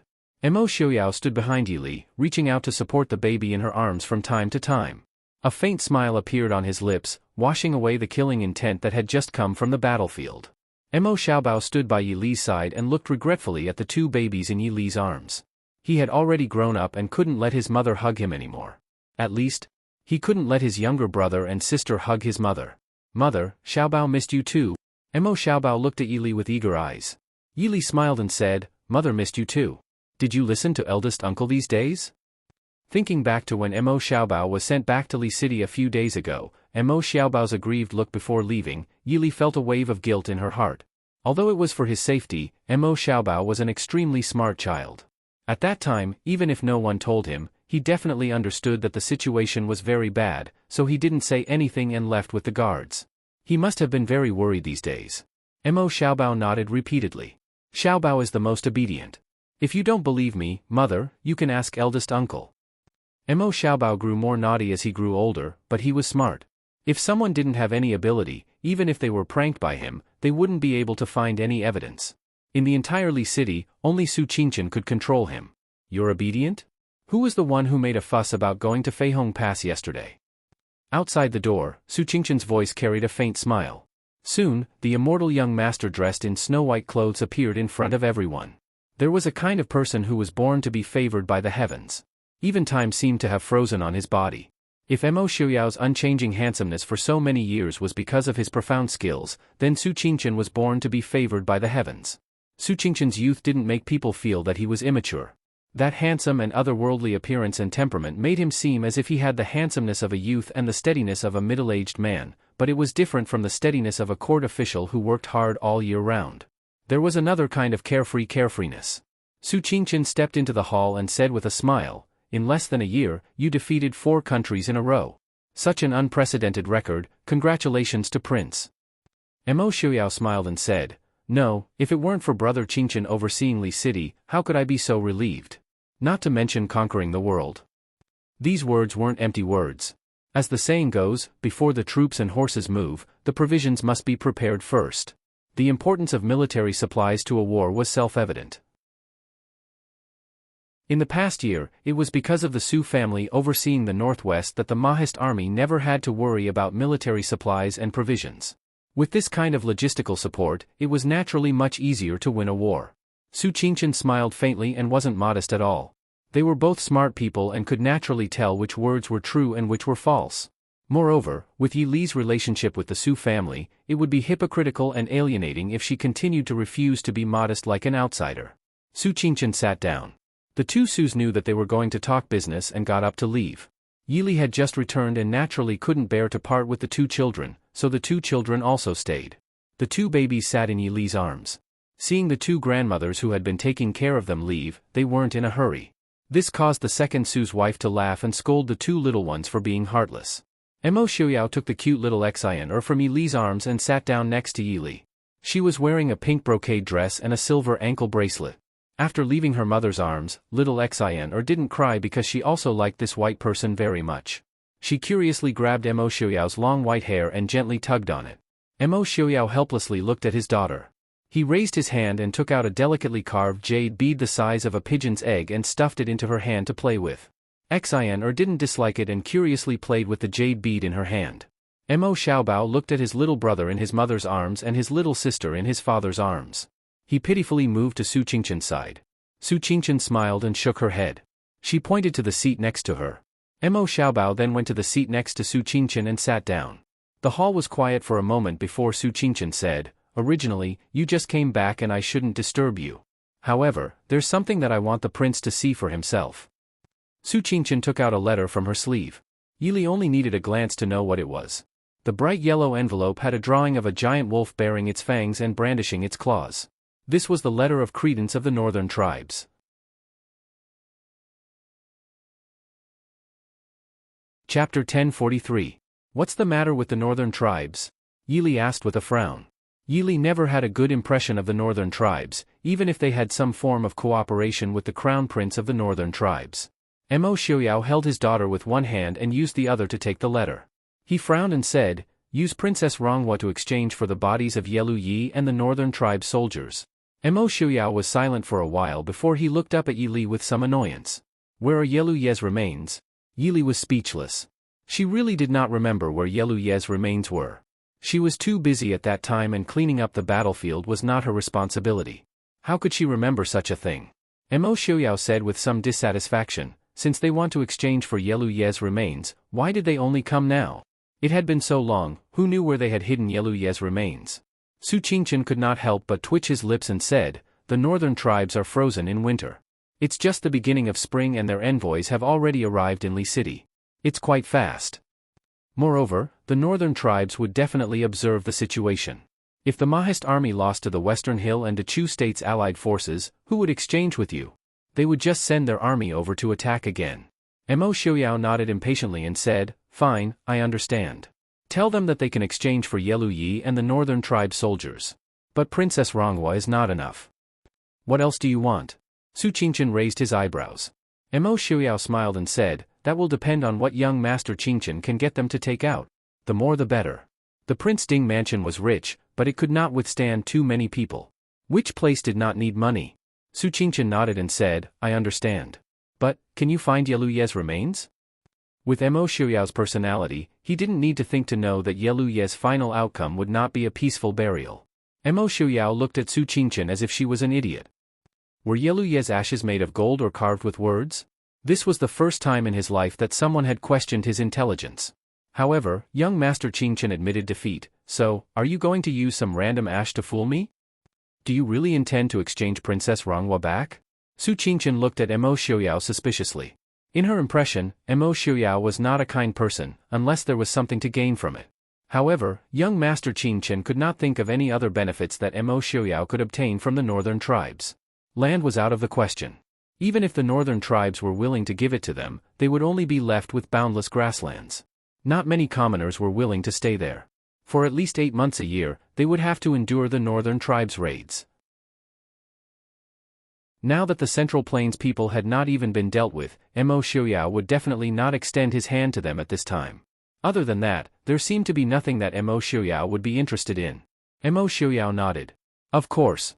Didn't the northern tribes say that Princess Ronghua was Li's sworn sister? If Princess Ding's sworn sister was harmed by the northern tribes, wouldn't the Prince Ding mansion be the one to lose face? We all know that's not true." Su Qingqian raised her eyebrows. The relationship between Yi Li and Princess Ronghua was not bad, but but it was not to the point of becoming sworn sisters. Mo Xiaoyao waved his hand. It doesn't matter. By the way, it's best to tell the northern tribes that I'm interested in their warhorses. What if they don't agree? The warhorses of the Central Plains were not as good as the northern tribes or even the western regions. Even if there were foreign warhorses, they would not be as good as before. The northern tribes and the Central Plains had been enemies for generations, and warhorses were strictly prohibited from entering the Central Plains through any channels.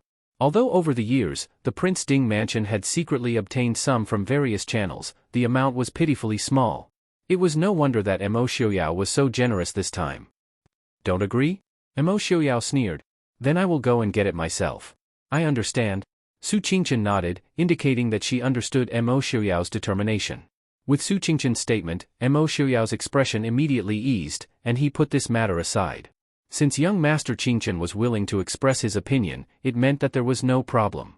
After talking about the northern tribes, Su Qingchen looked at Mo Xiaoyao and raised her eyebrows. Also, these days, someone has been asking me about something. But I don't know how to answer, so I'll ask the prince for his opinion. What could possibly be a problem for young Master Qingchen? Mo Xiaoyao asked disapprovingly. Obviously, he thought that Su Qingchen was bored and wanted to find trouble with him. Su Qingchen played with the porcelain teacup in her hand, her handsome eyes staring at Mo Xiaoyao. A long time ago, someone asked me about Prince's plan, to ascend to the throne. Ascend to the throne? Mo Xiaoyao's hand, which was holding Xin'er's hand, paused. He frowned and said, "Who said that I plan to ascend to the throne?" Su Qingchen raised her eyebrows. No one said it, but obviously, there are people who think so. Does that include young Master Qingchen? Mo Xiaoyao asked. Su Qingchen smiled but did not speak. The answer was obvious. I don't plan to ascend to the throne. Mo Xiaoyao said seriously. If he wanted to be emperor, he would have done it long ago. Why drag it out for so many years? Su Qingchen sighed softly and frowned slightly. You should know the pros and cons of this. Young Master Qingchen looked at it purely from the point of view of ruling the world. Mo Xiaoyao was not lacking in anything, so it was inevitable that he would rule the world. But as long as he did not ascend to the throne, he would lack that name. This did not prevent Mo Xiaoyao from controlling the Prince Ding mansion and even all the territory that the Prince Ding mansion currently occupied. But it still made people feel uneasy. Moreover, because it was not an official imperial court, the ranks of the officials under the Prince Ding mansion were also disorderly. After so many years, young Master Qingchen was surprised that he did not make any mistakes in the chaos. Prince Ding, even if you have no intention of ascending to the throne, you should consider the feelings of those who follow you. So many people were loyal to the Prince Ding mansion because of loyalty, but it was definitely not just for loyalty. Although young Master Qingchen did not care about fame and power, he did not look down on those who valued power and worked hard for fame and fortune. Cultivate civil and martial arts skills and sell them to the imperial family. This was a deep-rooted concept in the hearts of the people for thousands of years. In the eyes of the people, only the imperial family was orthodox. Only by submitting to the imperial family was one's true birth. The Prince Ding mansion today was no longer the Prince Ding mansion of the past. Now, the Prince Ding mansion had not only the generals who had been loyal to the Prince Ding mansion for generations, but also more people and families who came to seek refuge. What? Young Master Qingchen also has this intention? How about I appoint you as the Prime Minister? Mo Xiaoyao looked at Su Qingchen with a smile. Su Qingchen lifted his eyes lightly. Thank you, but I can't accept it. Mo Xiaoyao raised his eyebrows and gave him a slightly complacent look. So, if I ascended to the throne and appointed all the officials, everything would be on track. Wouldn't the Su family immediately resign and live in seclusion? Did they think I was a fool? Young Master Qingchen was equivalent to half of the people in the imperial court, not to mention the whole Su family.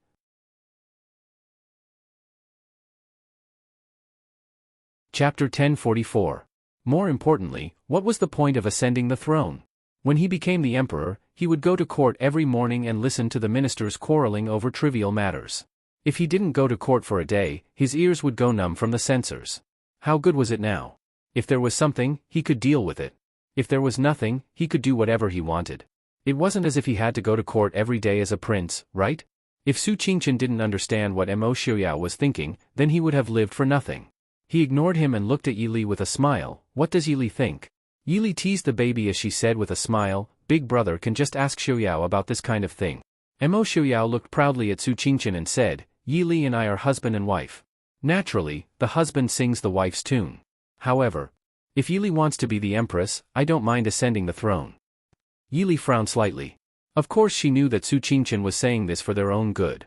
After all, even if Su Qingqian didn't say it, someone else would soon bring it up. However, it wasn't that Yili hadn't thought about being the empress, but she really wasn't that enthusiastic. With her current situation, being the empress wouldn't be better for her. Instead, there would be more restrictions on her. These restrictions weren't given to her by Mo Xiaoyao or anyone else, but the restrictions of this generation. There's no need to think about it. I have already decided.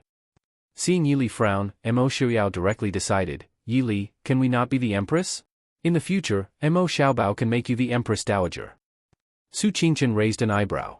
Mo Xiaoyao saying this clearly indicated that the next successor of the Prince Ding mansion, and even the future master of the world, was definitely Mo Xiaobao. Looking at the two parties involved, Su Qingqian sighed softly and said, forget it, it's good that you know what you're doing. No matter what. Lier, the Su family will always support you. Yili gently nodded and said with a smile, Big brother, I know. She knew that the Su family had always stood behind her and supported her. Without the Su family, no matter how capable she was, it would be difficult for her to make so many people in the Prince Ding mansion submit to her.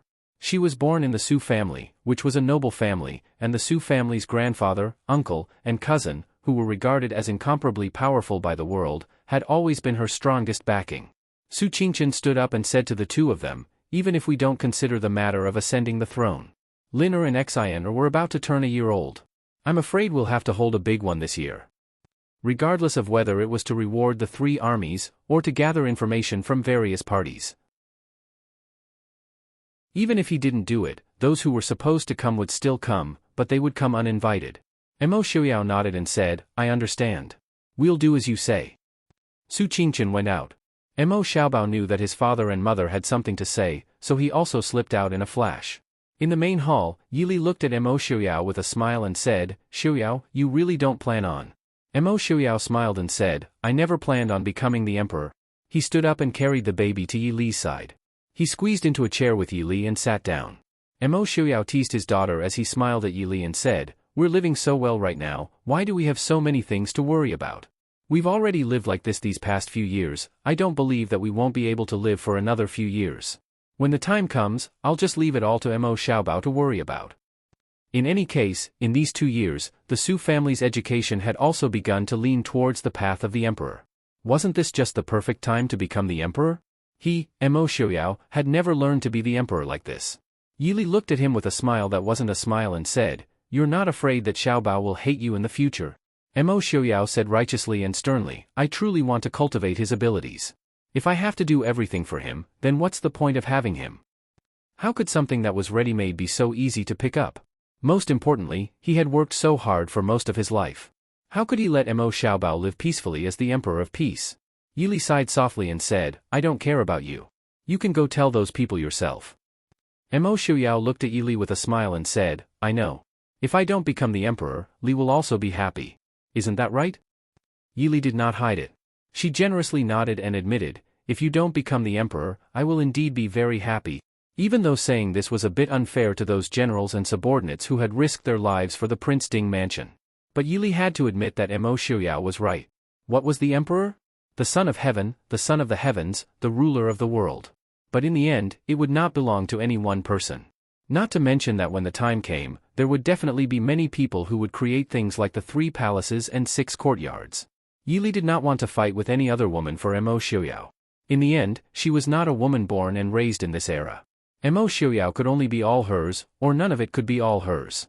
There was no possibility of more or less of it being hers. Yili faintly smiled in her heart. She loved him. So, she was not willing to share it with others. Then isn't that good? Mo Xiaobao is already 9 years old. At most in a few years, the Prince Ding mansion will be given to him. At that time, whether they want to be the emperor or not, it will no longer be our problem. After so many years. I am also very tired. Li, you can't be so heartless as to make me wake up before the sun rises every day to attend morning court, right? Speaking of which, actually back then, I felt that the position of the emperor was simply not for humans. You get angry earlier than a chicken, you sleep later than a dog, you can't eat or do that. The woman you like may not be able to marry, and even if you marry, you may not like her. The slightest mistake will cause you to be scolded by the imperial censor, and you have to endure it to show that you are open-minded and magnanimous. Otherwise, the imperial censor will fiercely record you in the history books. All right, the more you say, the more inappropriate it is. Yili did not know whether to laugh or cry, but she had to admit that Mo Shiryao's words were somewhat reasonable. More importantly, after hearing Mo Shiryao's words, her mood immediately relaxed a lot. It's good that you don't regret it. Then, Lili should persevere together with I. We don't want to be the emperor and empress. When Mo Shiryao ascends the throne, we will be the retired emperor and empress dowager. Just as Mo Shiryao was happily speaking, his face suddenly stiffened. Yili looked at him strangely. What's wrong? Mo Shiryao stiffly held little Xin, the little girl's black eyes innocently looking at her mother. His Highness Prince Ding's snow-white robes were stained with a large patch of water, and a lot of water had quietly slid down the hem of his robes.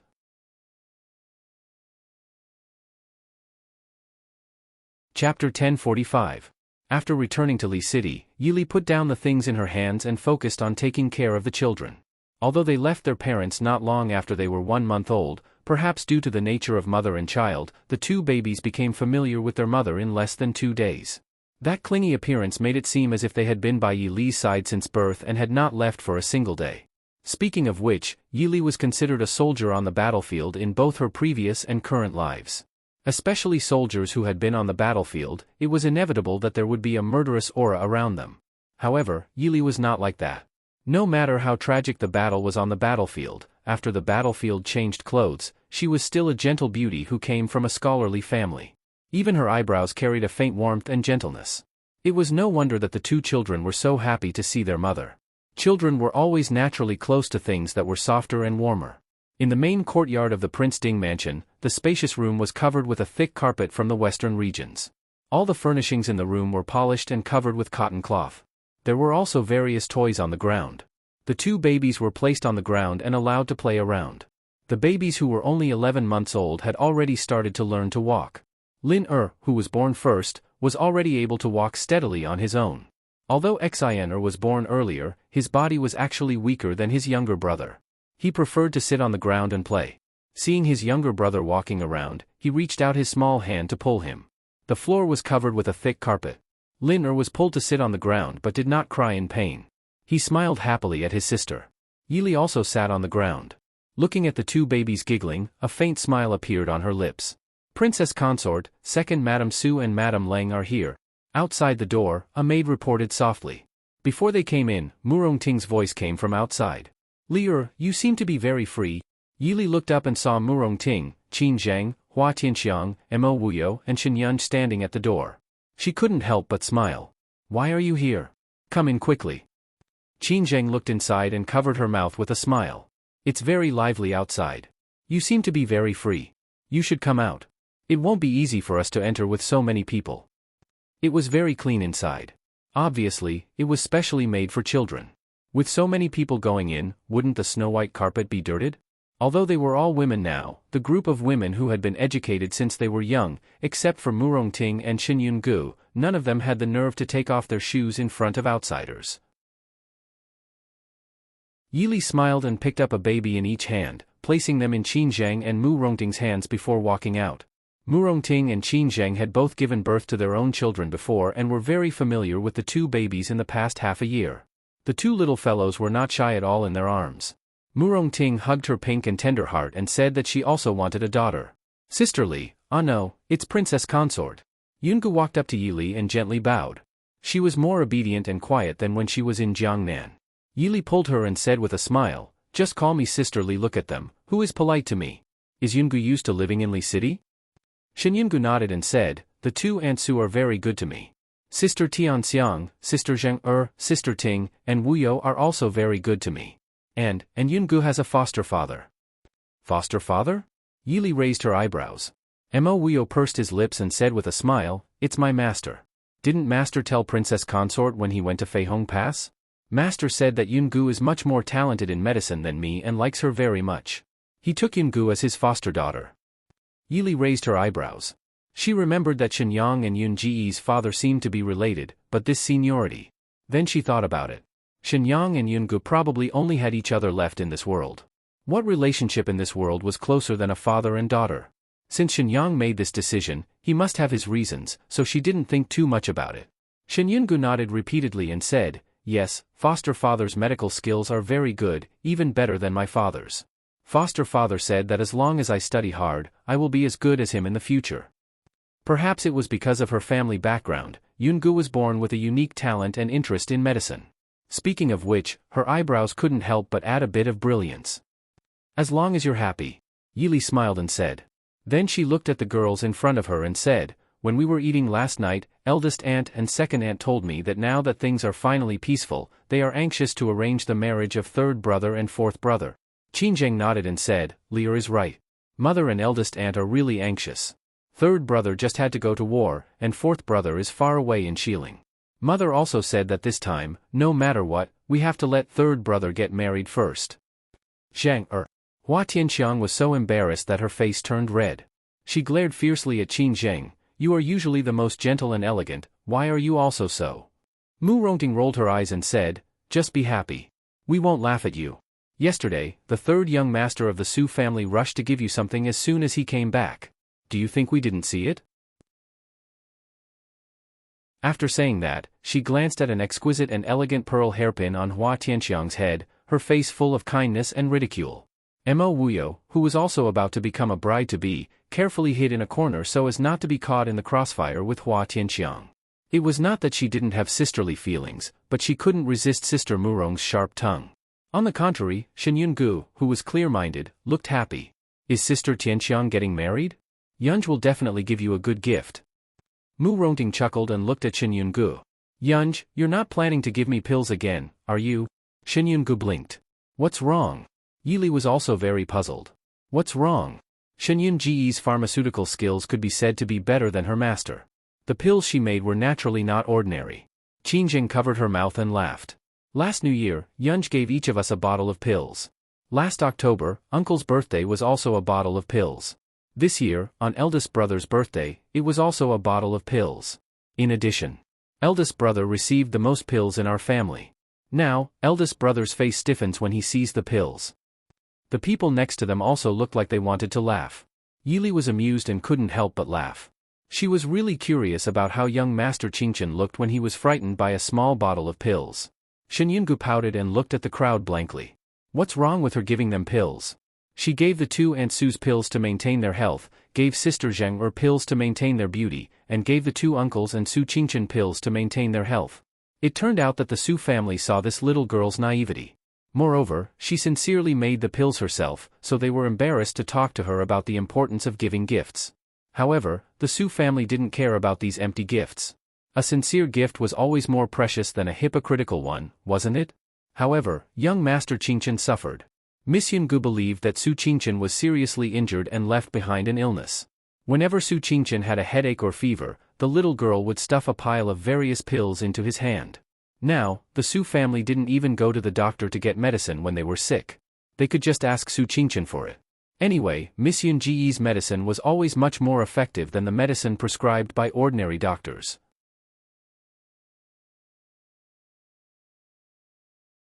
Chapter 1046. Yili smiled and rubbed her head. "It's nothing.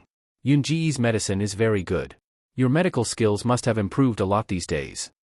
Yunji's eyes lit up. "Sister Li, you've also used my medicine?" Yili nodded. "Mr. Shen brought some from Feihong Pass. The effect is very good." Yungu said proudly, "That's good. I will definitely become the most famous doctor in the world in the future. Then, just like my adoptive father when he was young, I will practice medicine to help the world and save many, many people." Practice medicine to help the world? It was a great dream. Yili raised her eyebrows and smiled. What did Big Brother say? Shen Yungu blinked blankly and said, "Su Qingchen? What did he want to say?" "Oh, he said that I will definitely become a very powerful doctor." Looking at the calm and happy little girl in front of her, Yili couldn't help but cover her face and sigh. Sure enough, she thought too much. She didn't expect that the marriage of the elegant immortal young master had become a big problem in everyone's heart. Even she couldn't help but want to pull him together with other girls. Since Su Qingchen didn't have any thoughts, Yili nodded calmly and smiled. Big Brother is right. Yungu will definitely become a female doctor. Mu Rongting rolled her eyes at Yili and said, "What's right? Yungu is 1 year older than Wuyo, right?" A girl at this age should consider marrying into a good family, not whether to become a female doctor. Yili looked sideways at Qinzheng. Qinzheng held Lin'er and lowered her head to laugh. Yili smiled in her heart. She turned her eyes and gave Wuyo a look. Wuyo immediately understood and pulled Yungu out to play. Seeing the two little girls go out hand in hand, Yili smiled and said, Wuyo and Yungu have a good relationship. Hua Tianxiang smiled and said, isn't that so? Both of them have good tempers, and they usually study medicine together with Mr. Shen. It's only been a few days, and outsiders don't think that Wuyo and I are cousins. The two of them are more like sisters. About Yunj. Yili frowned and did not know what to say. Murongting smiled and said, the first madam of the Su family is very satisfied with Yunj as the eldest daughter-in-law of the Su family. However, one of the two parties involved is really stupid, and the other pretends to be crazy. The first madam of the Su family doesn't dare to tell the little girl directly, for fear of scaring her. However, that young Master Qingchen didn't say anything. I heard that he made Lady Su very angry. Yili thought for a moment and said, perhaps. Big brother really doesn't have that intention? Murongting rolled her eyes. If you don't mean that, then don't hold her up. She's Mr. Shen's adopted daughter, the future female miracle doctor. Many people are eagerly waiting to propose marriage to her. Murongting's words were not a joke. Yungu was beautiful, her martial arts were high, and her personality was cheerful and pure. This kind of personality might not be good in the noble families, but it was the favorite of the generals who had been on the battlefield. Many generals in the Mahist army wanted to marry such a daughter-in-law for their sons, and many young generals in the Mahist army admired such a beautiful and cheerful girl. Needless to say, Yunji's medical skills were highly praised by Shenyang. Even if she had no appearance and no family background, there were still countless people waiting to propose marriage to her with betrothal gifts. Unfortunately, this beautiful and adorable little girl always had a handsome and otherworldly young master in snow-white robes by her side from time to time. Countless pursuers had been defeated before they had time to make a move. This was also why Murongting disliked Su Qingchen the most. If he was interested in the girl, he should be more direct. If he was not interested, he should stay away and not hinder other people's pursuit.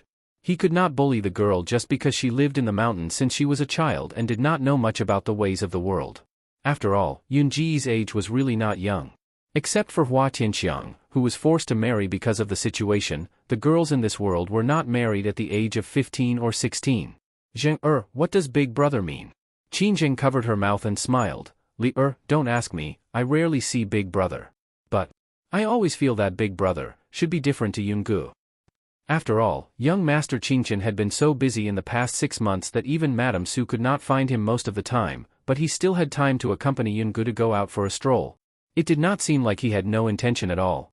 However, young Master Qingchen's thoughts were not something ordinary people like them could guess.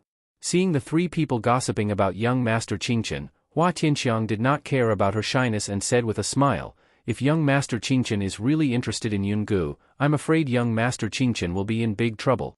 What do you mean? The three people asked curiously. In this world, there were not many people who could make young Master Qingchen feel big trouble. It was no wonder that the three of them were so curious.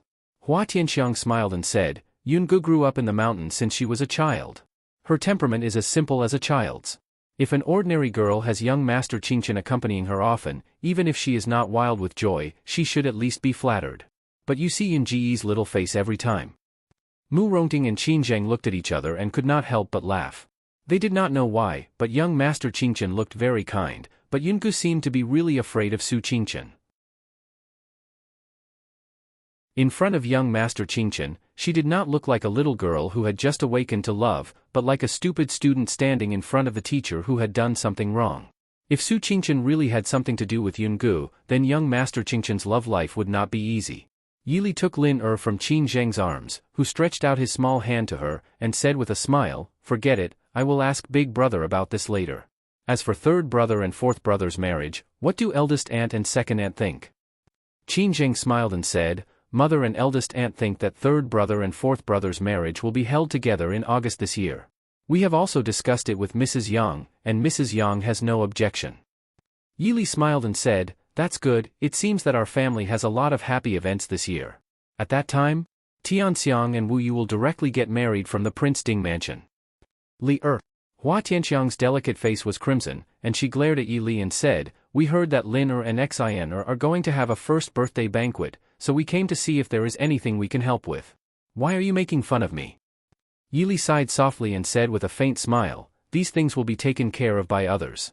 Tianxiang, you should be at ease as a bride. These years, you have been wronged. Speaking of which, they married into the Prince Ding mansion early, and Qin Zheng and Mu Rongting also married one after another.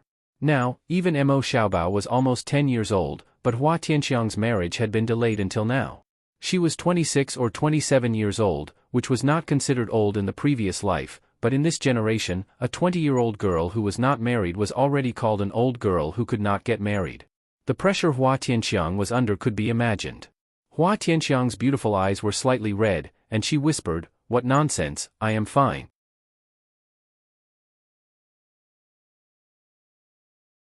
Chapter 1047.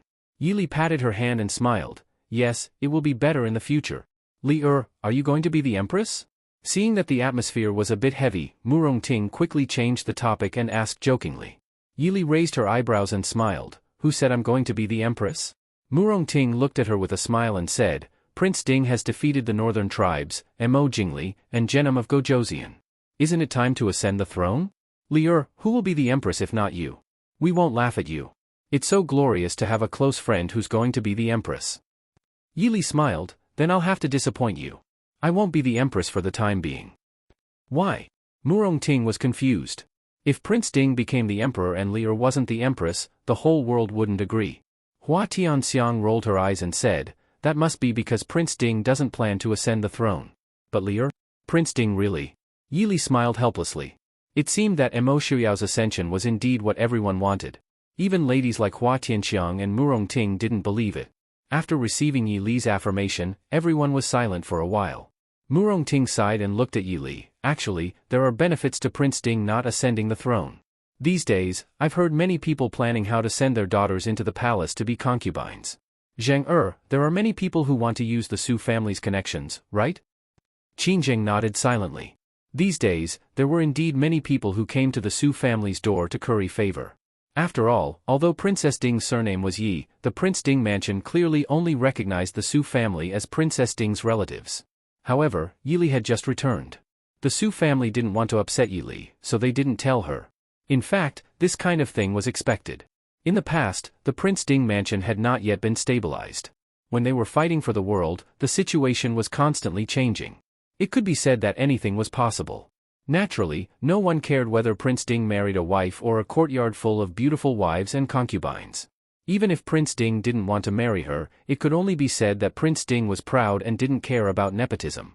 However, once the world was settled, whether it was for the sake of etiquette, the benefits of the nobles, or for the sake of balancing the powers, the expansion of the 6 palaces was imperative. No matter how powerful Mo Xiaoyao was, it was impossible for him to kill all the officials who opposed him. This vast empire could not be supported by the Su family alone. These people understood this point, so they took it for granted that once Mo Xiaoyao ascended the throne, he would inevitably take in concubines like the previous Prince Ding. In history, it wasn't that there were no examples of emperors and empresses being deeply in love with each other.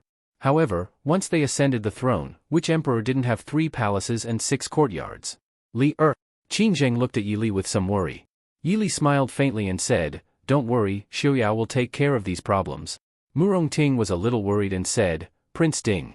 It wasn't that she didn't believe in Prince Ding's character. Mu Rongting was very envious of how Prince Ding and Li Er had been together for so many years. However, the position of emperor often meant that there were countless unavoidable choices. Yili said softly, I believe in him. No matter what happens, we will stand together and face it. Seeing that Yili was so calm, Mu Rongting also relaxed and nodded heavily. No matter what, Li Er, we will support you. Thank you. Yili smiled. Nyang nyang. The little princess in Mu Rongting's arms wriggled her small body and reached out her small hand to Yili. Yili had no choice but to hand Lin Er to Qin Zheng and take Xin Er into her arms. She smiled and said, Xin Er, what's wrong? Mu Rongting looked at Xin Er sitting in Yili's arms with a big smile on her tender little face. She couldn't help but say sourly, Aunt Su is right, you really have no conscience. Before your mother came back, Aunt Murong played with you every day. Now that your mother is back, she doesn't want me anymore. Aunt. Nyang nyang. The little princess smiled even more happily in Yi Li's arms, completely not understanding Murong Ting's complaints. Hua Tianxiang held Lin and teased him while thoughtfully saying, Lin Prince Ding is not willing to ascend the throne because of this, right? It had to be said that Hua Tianxiang, who was born in a meritorious family, had a clearer understanding of many things than Qin Zhang and Murong Ting. Yi Li was startled and said with a smile, he said he doesn't want to attend court. Everyone was speechless. What kind of reason was this? Reporting to Princess, young Master Qin Chen invites Princess to the study. Outside the door, a guard hurriedly reported. Hearing this, Yi Li raised her eyebrows. She immediately heard the difference. Mo Xiuyao was also in the study at this time. Why was it not Prince Qin Chen who invited her, but young Master Qin Chen? What happened? The guard looked at Yi Li awkwardly and said, Prince Qin Chen is furious in the study. Young Master Qin Chen invites Princess to take a look. I know, you can go. Yi Li sighed. She stood up and called Xian into Qin Zheng's arms and said with a smile, I'll be back soon. The little princess babbled and grabbed Yi Li's hair and refused to let go. Yi Li helplessly frowned, shook her head and said with a smile, forget it, I'll take you with me. Xian also Mrs. Imperial Father, right? Leave Xian to me. Qin Zheng said. Although she had never seen Prince Ding get angry, she had heard of it. She didn't want to scare the child. Moreover, Qin Zheng had a rough idea of why Prince Ding got angry. She said softly, don't mind what others say. Yi Li nodded and said, don't worry, nothing will happen. After a while, she finally persuaded the little princess to let go. Yi Li went in and changed her clothes before walking in the direction of the study.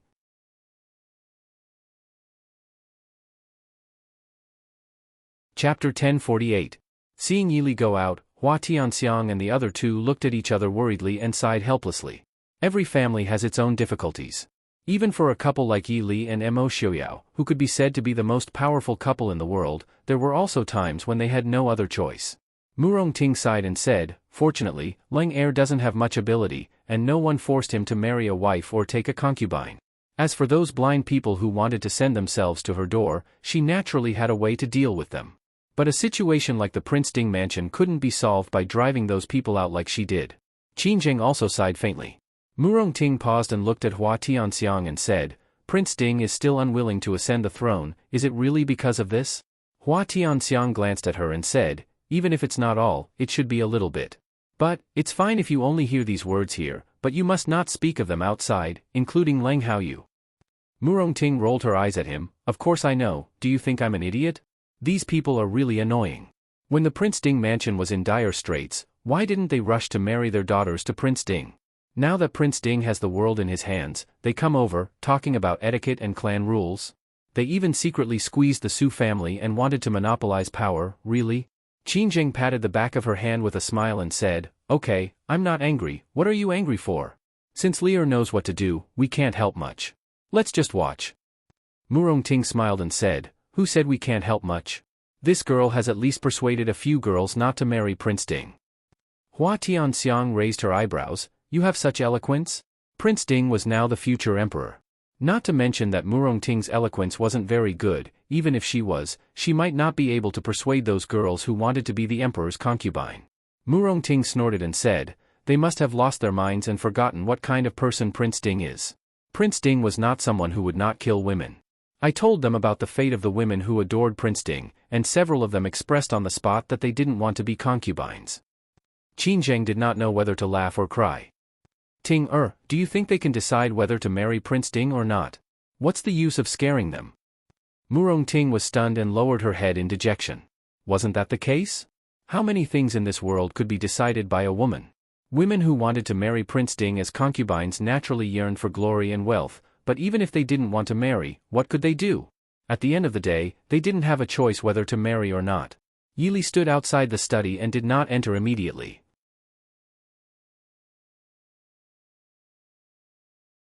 Before she entered the study, she heard Mo Xiuyao's voice. When Mo Xiuyao was truly angry, he was very calm, but this kind of calmness was often accompanied by shocking bloodshed. Perhaps it was because of this reason that Su Qingqian had secretly sent people to invite her over. After all, the war had just been settled, and the world was not truly at peace. Su Qingqian also did not wish for news of Prince Ding killing meritorious officials to spread at this time. Although young Master Qingqian did not think that many of these people had any merit. What's wrong with not ascending the throne? Don't you want to live? These few years, the Northwest has been without an emperor, and I don't see anyone who can't live. Mo Xiuyao said lightly. A country cannot live without a ruler for a day? If that's the case, what do I need you for? Prince. Clearly, there were still people who did not give up and wanted to continue persuading him. Yili saw that if she did not enter, Mo Xiuyao would really explode. Only then did she push open the door to the study and slowly walk in. Prince, what's wrong? I haven't even walked in and I can already hear you getting angry? Mo Xiuyao glared at Su Qingqian unhappily. Su Qingqian smiled but did not say anything. Li, why are you here? Mo Xiuyao walked down from his seat and reached out to take Yi Li's hand. Yi Li smiled faintly and said, I thought of some things that I wanted to discuss with Prince, so I came over. Did I come at a bad time? Mo Xiuyao pulled her forward and said, It's nothing, sit down and talk. If there's nothing else, all of you can leave. Seeing Mo Xiuyao pull Yi Li to the main seat and sit down, the people below could not help but frown, and some even showed some dissatisfaction. As for the trusted aides of the Prince Ding mansion, they quickly lowered their heads, wishing that they could dig a hole and bury themselves in it. They grumbled in their hearts, If you want to die, at least wait until we're gone. Prince, your subjects are discussing matters with Prince. A gray-haired old man came forward and said in a low voice. Yi Li glanced at him. He looked familiar, but not too familiar. She remembered that he was from a prestigious family in Dechu State, and could be considered an old subject of two dynasties. When the northern tribes invaded, he came to the Prince Ding mansion to seek refuge because it was closer to the northwest. However, he had not done much, so it was natural that Yi Li did not know his name. Mo Xiuyao glanced at him unhappily and said, Discussion?